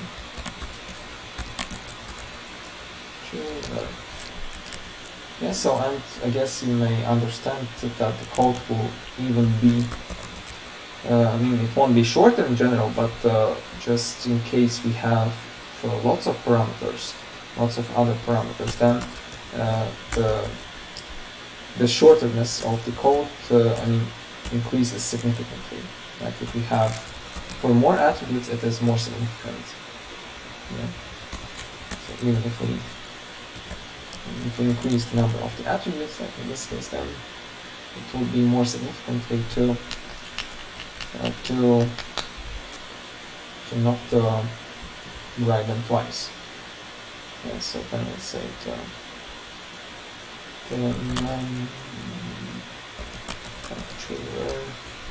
car is then provide manufacturer, and then I can also provide the model. Car is the model. Yeah, so in this case I just only added 2 lines here. And okay, 2 lines here. In this case I don't need to add 2 lines here, I don't need to add 2 lines here. I just simply need to add more attributes here to the number. So the model would be simply, to be honest, I have no knowledge about the cars, so then I just simply have some random models I can imagine, and manufacturer, as I said, has one maybe. Yeah. So then the same here. So let's say we have model F1, and let's say that the manufacturer would be Ford. Yeah, the question from Anastasia, does the good thing? No, they can also be the same in the same class. I will show you. But yeah, in this case, so maybe let's finish about the usability, then we talk about the possibilities where you can deploy the classes.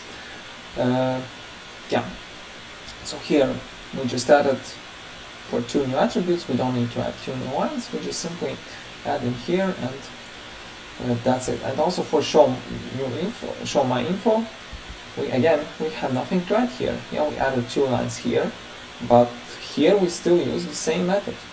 Yeah, so that's also the key point of object-oriented programming. We change the logic in one place. We change the logic here, but it will still be relevant for the other places where the logic is not changed.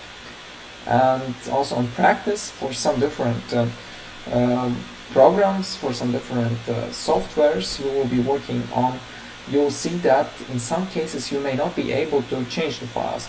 Also, as the example, let's imagine that you're working on Git, and let's say that one of you works on this file, then and one of you works on this file. Yeah. So in case you work on 2 different files, but you don't write the logic properly, so that would be this case. In this case, that would be that you need to align your changes with the one who writes the logic here. So it means that you need to wait until the logic is finished here, then you can only print the logic here. But if you have the method like show my info here, then you don't need to wait for any adjustments here. You just call this method show my info, and this will print all the relevant info developed in this class. Yeah, so no need to then adjust the logic here. The question from I will answer your question. The question from Anastasia, actually it is also possible to define the class car here. So maybe let's maybe copy the class name from here. Let's say then Yeah, so please follow. You cannot actually, yes, you can also define under the class, but in a general way, that would be better if you define the class here. So in this case, you have class car2. Then, in fact, you can also use this car2 class in here. That will also be fine. Yeah, but normally, I mean, in general case, we usually define them in different files. But if you want, you can also define them in one file. That's not prohibited. Oh, hold on. Oh, hold on. This is we convert type to car. What is this about? A moment. That's slide 26. Oh, this is 118. Oh, yeah. So here we have t-shirt, sorry. Yeah, I also need to modify it here. You will see that in some cases the previous approach will be possible, but that will be the case about inheritance we'll talk right now. But in this case, let's run the program, and you can see that it works. It also works. Okay. So yeah, this is what was asked by Anastasia. We can create the class in the same file. Yeah, but please note that I guess you can also do it under the class, but so if you have two different classes, then it's better to separate them, to write one class inside another class. Now we'll not use it now, but that is to point you that this is possible. Yeah. This is possible. And the question from Elena, the difference between this x and x is that actually you can, in some cases you can skip using this, but the thing for this is it's actually simple. Using this you can access the attributes you have defined under the class. Yeah, like in this case you can skip using this, that would be the same. Yeah, like if you use this or if you use simple color, that would be the same, so you have no conflicts. Yeah, but we can use this for the attributes defined under the class. Yeah, for the attributes defined locally, I can have here, for example, int my variable, inside the value. So I cannot write this my variable. Yeah, so this cannot be done. Incorrect. This is not correct. Not correct. Because my variable is not the attribute of the class. So we use this for the attributes of the class. But yeah, we can also skip using this. But why we actually need to use this? When we need to use this in this case? Yeah, because in this case we can also define the local variables. We can define the local variables which will have the same name as the attributes of the class. So it is possible. It is possible case. Like we have the variable year here, and we also have the variable year here. They have no relation with each other. Yeah. So this is the variable defined here, and this is the variable, the attribute defined under the class. They have no relation with each other. Yeah. And in this case, we just simply need to distinguish them. Like in the code, I need to find out which is the variable here and which is the attribute here. And to distinguish them, I can use the modifier this. And it means that if I use this I access the attribute from the class. Okay. So this accesses that class, but this actually refers to the attribute defined locally. Like in this case, it's defined as the parameter of the method. Right. So if I create a variable here, like if I create the variable here, like the variable here, in this case, it won't be correct because it is already defined. Yeah, in this case, it will be totally confusing for the method for the class, and the code should not be compiled. Yeah, because we have we actually have 2 years here. Yeah, that won't be correct. But on the other hand, when we have the variable, the attribute defined under the class, and we have the variable defined locally on the local level, like here or here, then we don't need to use this, and then we point to the attribute which is defined locally, to the variable defined locally. So that's different. Using this, we refer to the attribute of the class. Using without this, then we refer to the variable defined locally. Or in case, on such case, like we don't have the conflicts. Yeah. So this may be mandatory. Maybe this is mandatory to use this when we have the conflicts. In this case, we have the conflicts between the naming. Yeah, so we have here, and here. This is the conflict.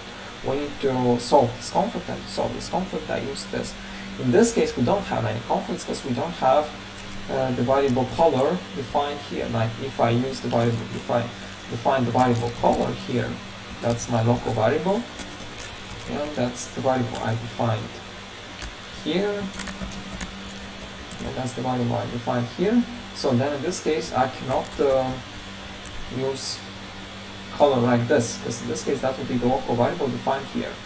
Yeah, so in this case I must use this keyword, which points the code that I use this particular attribute, not this one.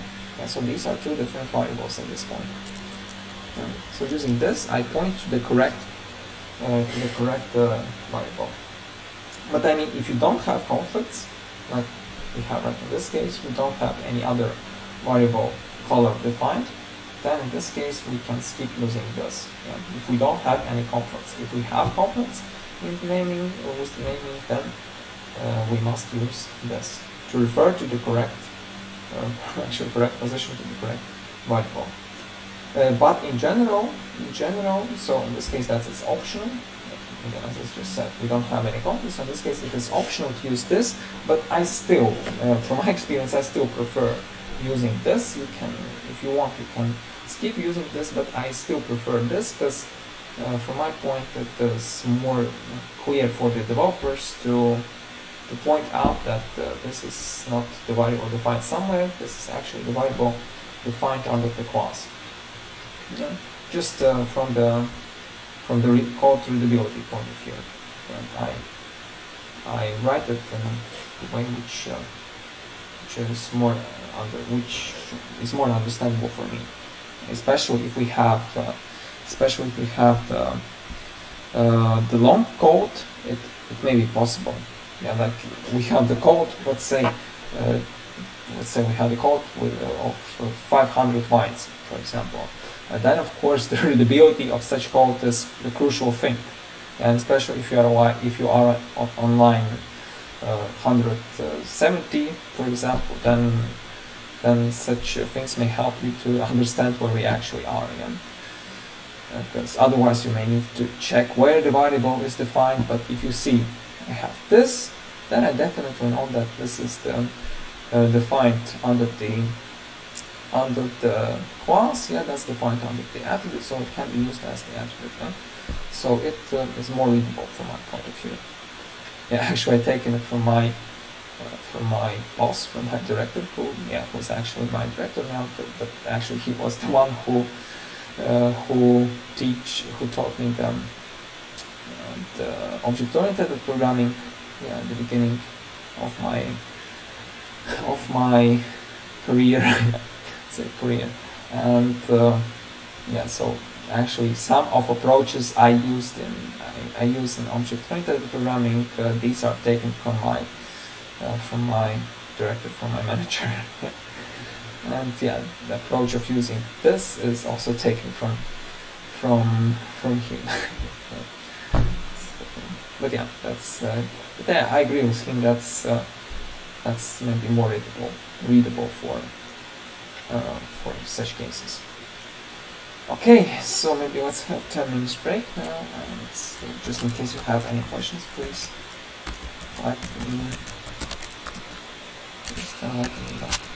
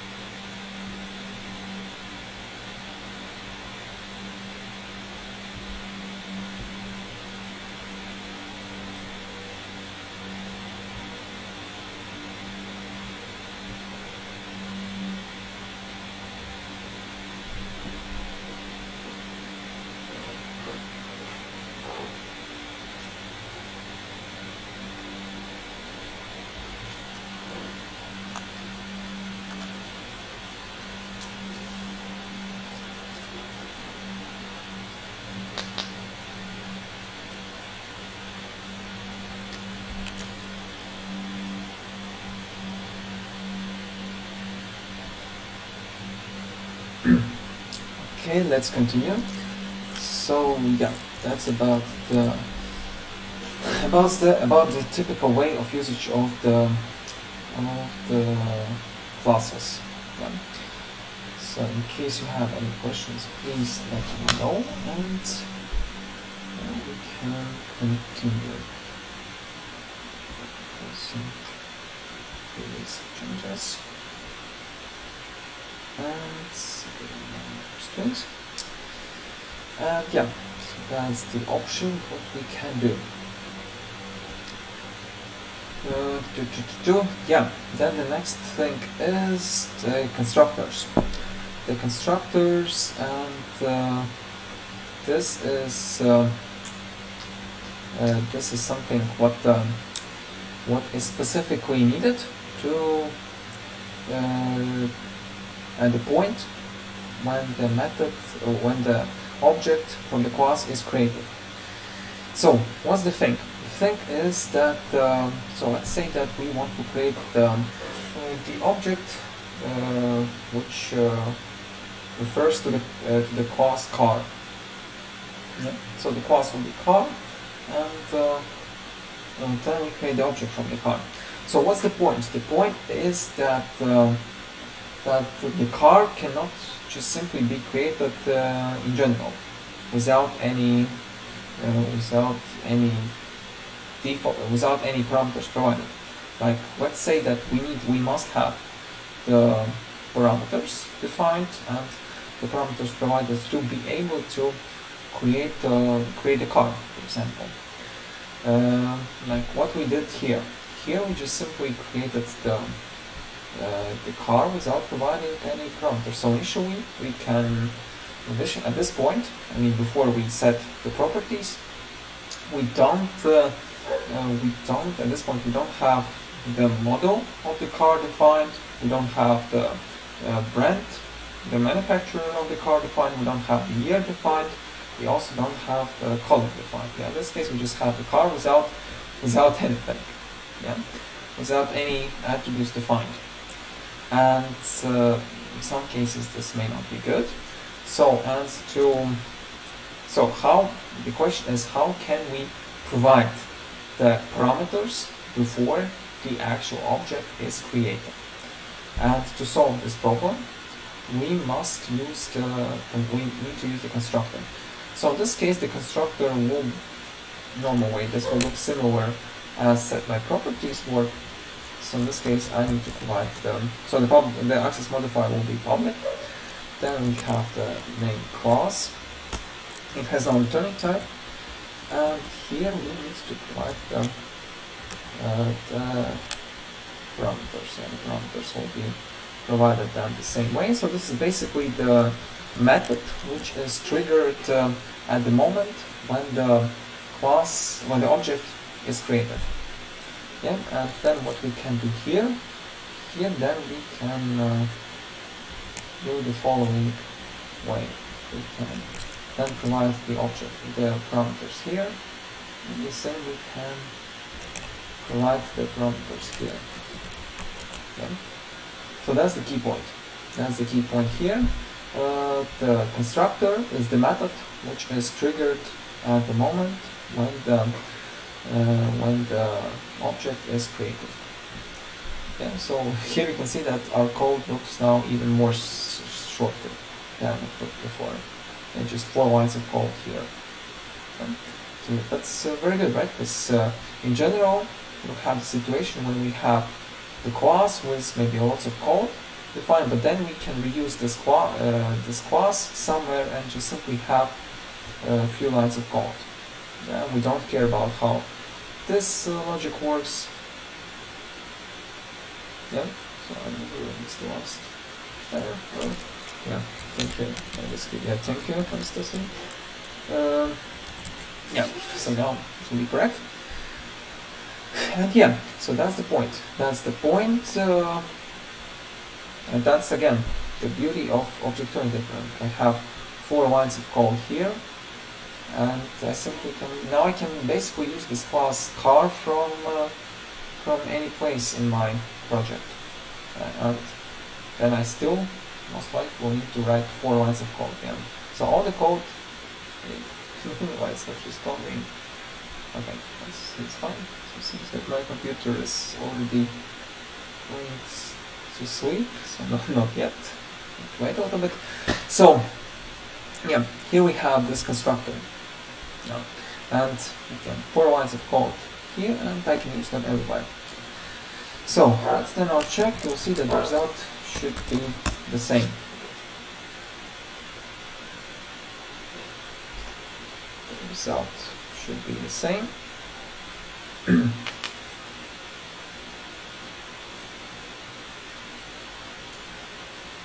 Let's wait. Yeah, so you can see that the result will be absolutely the same. Yeah, so the only difference here is that I already provide the parameters at the beginning of the creation. Yeah? So, and that's the key point. I don't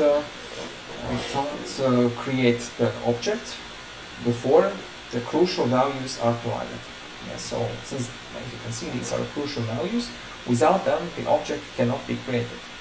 So that's the point, and that's what the constructors are about. Yeah, that's why it is called constructor. Yeah, so it means that it is something which helps us to create the new object. So without them, new object may not be possible. It is not possible to create it. Okay, so let's continue. And the syntax is similar as let's just imagine that we, in addition to creation of the object, we also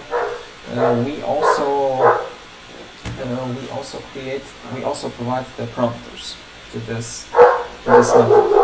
So that's actually as the method without the returning type, because actually the return of this call is the car object in general, the car object itself. So, and yeah, one more thing.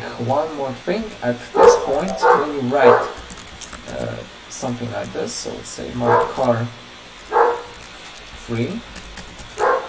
So in this case, you cannot use this approach anymore. Let's see. Dotnet run. At this point, this approach should not be possible anymore. Yeah, because at this point, when we define the parameterized constructor, like if we have the constructor with the parameters, we cannot create the object without providing these parameters. Yeah? Cannot be done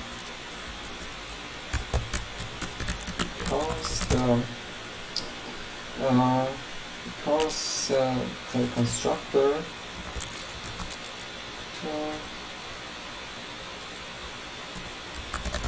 is parameterized.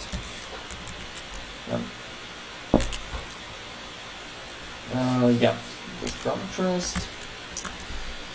So it means that we cannot create the object without the parameters providing anymore. So that's also the point when we have such constructors. When we have the constructors by default, every class does have the constructor, but that's just simple empty method. Yeah. So in theory, we can create such method without any parameters, without any actions. This would be the constructor we actually have by default. But in case we create a new constructor with the parameters, then the constructor without the parameters cannot be created anymore. Then we cannot create the object without the parameters anymore. So that's the key point here. Okay, do you have any questions so far?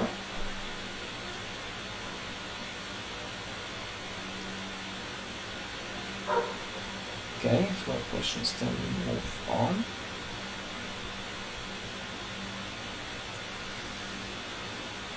So yeah, that is actually kind of special method which is triggered at the beginning of the, so at the point when the object is created. So then we go to the so that is how the constructor should normally look like. And usually we provide the most simple way to define a constructor is that we just simply fill the necessary attributes from this. Also, we can do some necessary initial actions from there if needed. Yeah, but in general, we must provide the parameter. And that is usually what the constructors are about. Yeah.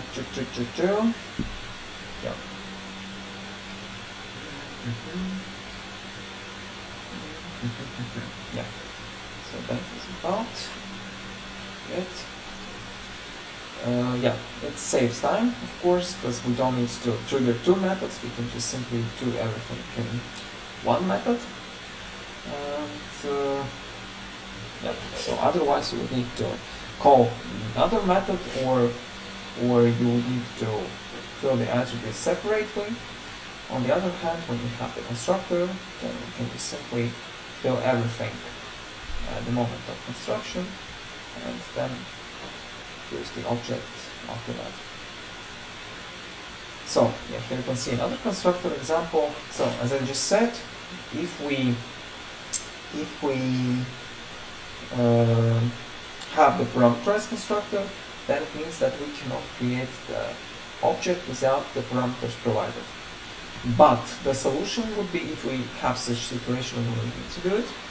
In such situation we would need to create the empty constructor. The constructor without any actions, without any parameters. Actually we can have the actions, but we cannot have the parameters here. Okay, so means no parameters provided. So in this case we can now, now it is possible to create this. So maybe I can then if maybe I can say if there is no unparameterized constructor.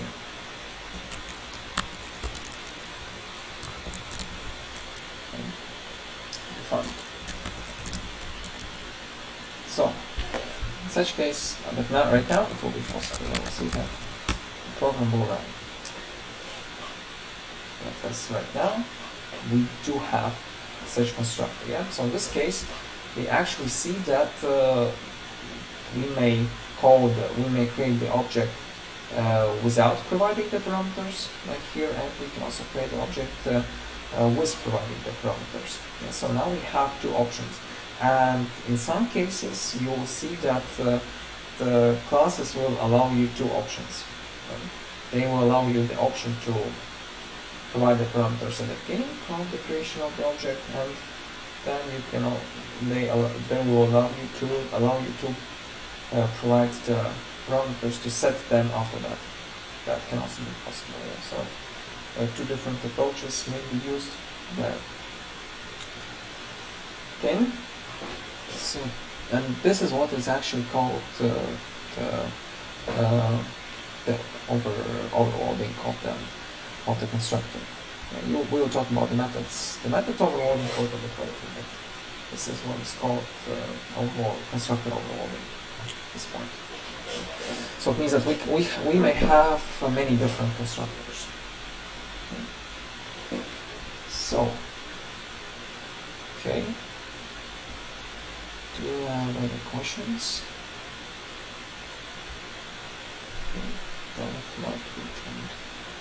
Yeah, this is what is called non-argument constructor. Yeah, in such case we may maybe we can fill some default values. Yeah, so in this case we don't have the for the unparameterized constructors we don't have the parameters, of course, but we do have the option to do some actions inside. Yeah, so we can maybe print something. We can do any actions here. Yeah, and as the option that we do that we provide default values. So that will be fill default values. And so the color would be, so the default color would be 2, and the default model would be, I don't know, maybe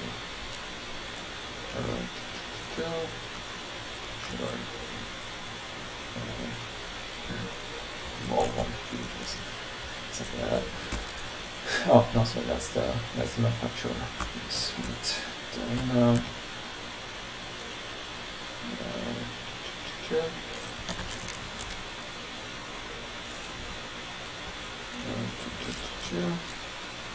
oh yeah, so the manufacturer, just why do that type manufacturer, but it's manufacturer. Yeah, of course, it's manufacturer. So just let me maybe place it. Ctrl F, Ctrl E, and then I can change it with manufacturer, of course, manufacturer. Okay, then yeah, I can define default one here, and also I can define default one for the module. Don't know the module, so the color, so I can be sure to be something here. So then the here also the default one, right? Something like that. Yeah, so in this case we don't have the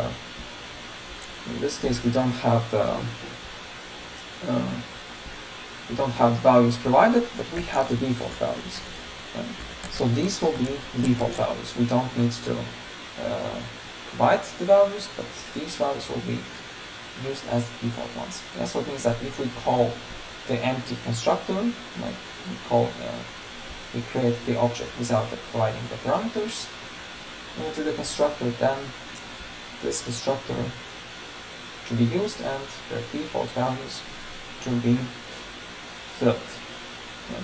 But I mean, here we can do any action. So assigning default values can be the default action we can do. Okay. Do you have any questions about the constructors?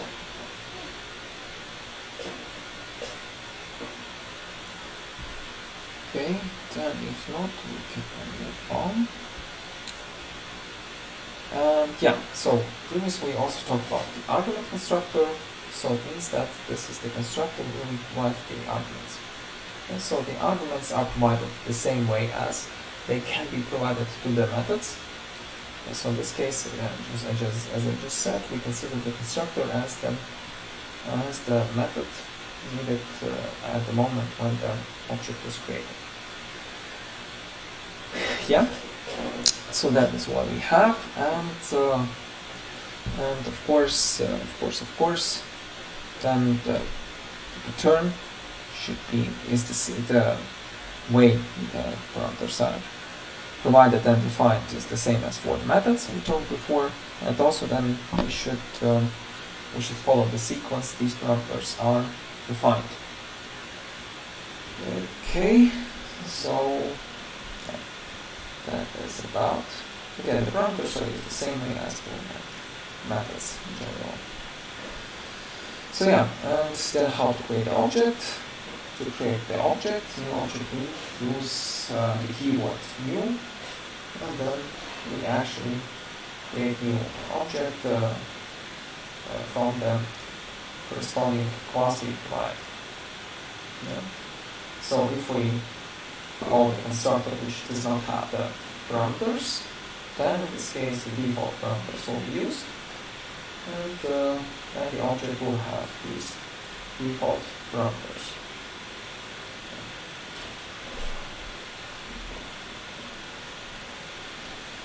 Yeah, and in this case when we provide, of course, different parameters, then of course the object is different parameters. The objects with different parameters will be used and defined after that.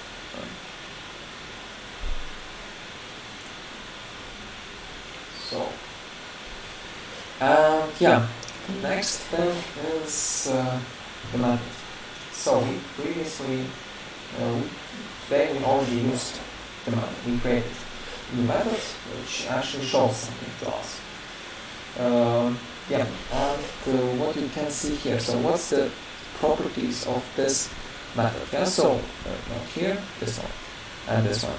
So as you can see here, this is the first time we did not use the static access modifier. So, and this is what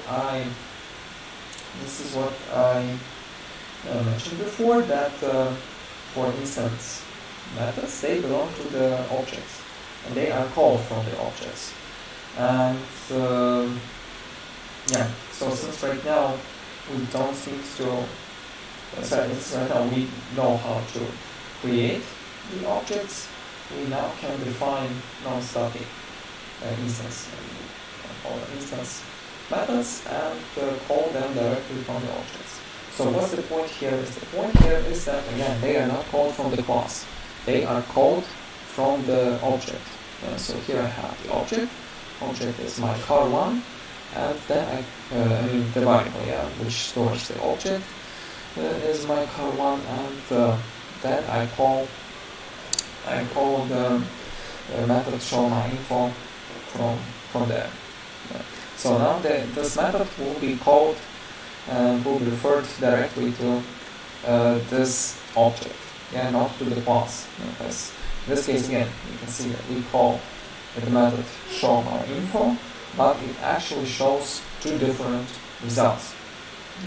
The one result is what belongs to this object, and one result is what belongs to this object. So that's the key point of instance methods. They belong to the object and they are called to the object. And so yeah, usually they use the attributes of the object. In this case, you can see that they use the attributes of the object. So it means that the output of these methods, the behavior of these methods, will be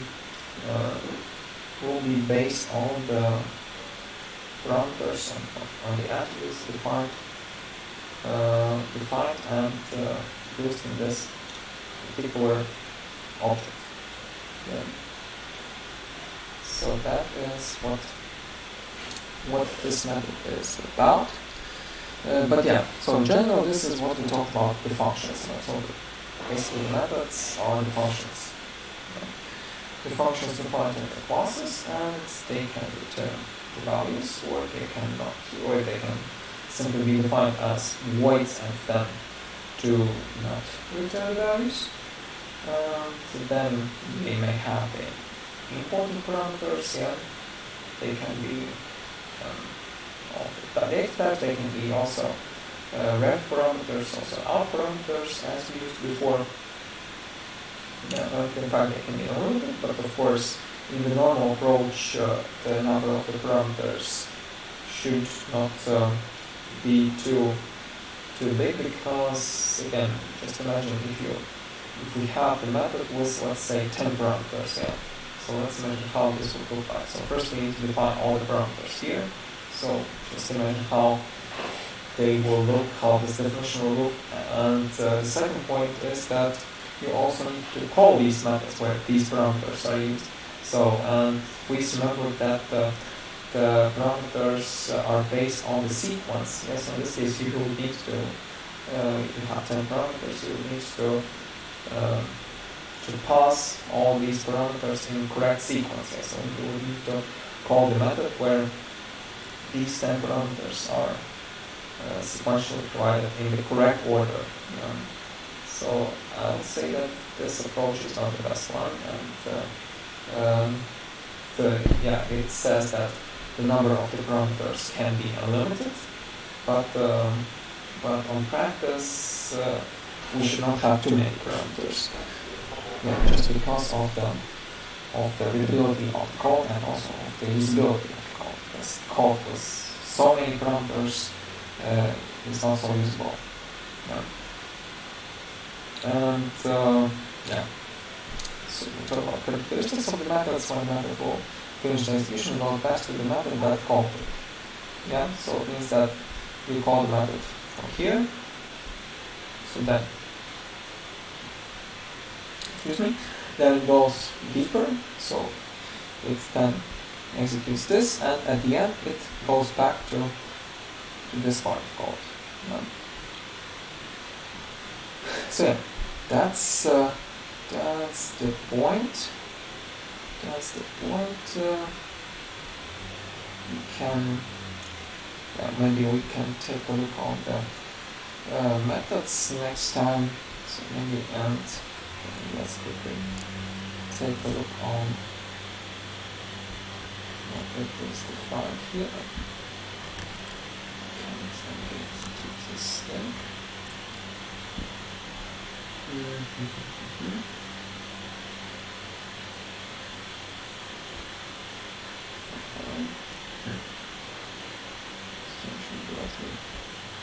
Copy paste it. Just follow. Okay, the point is not. Point is not. Okay, then maybe I can check it and also get around it. But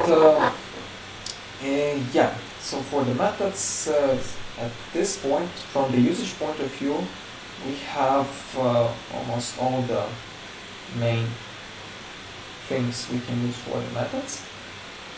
On practice there are more. We will talk about more properties later in this course, but I mean in general we need to understand that if we have instance methods, then the thing is that if there's no static keyword, then this method can only be called from the object. So it means that we must first create the object, and then we should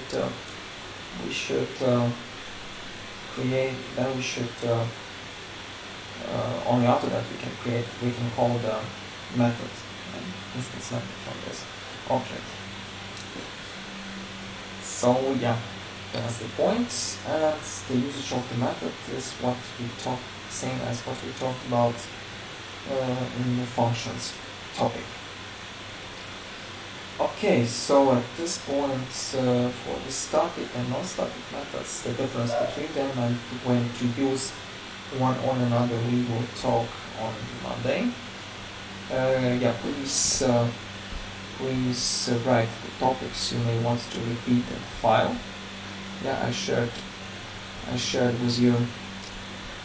So I'm not sure how can I highlight it. Just I hope that everyone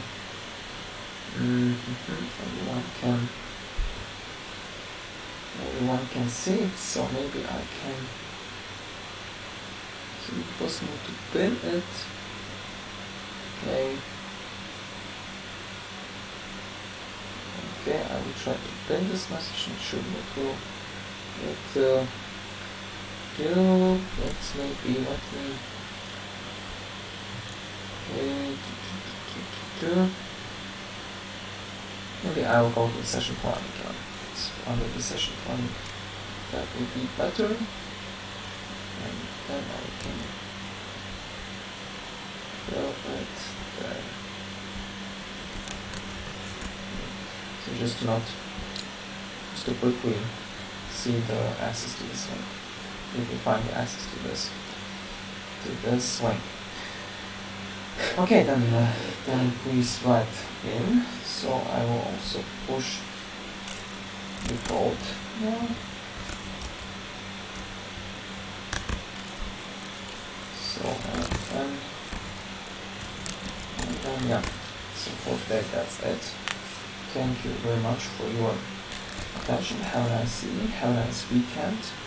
And meet you all on Monday. Bye.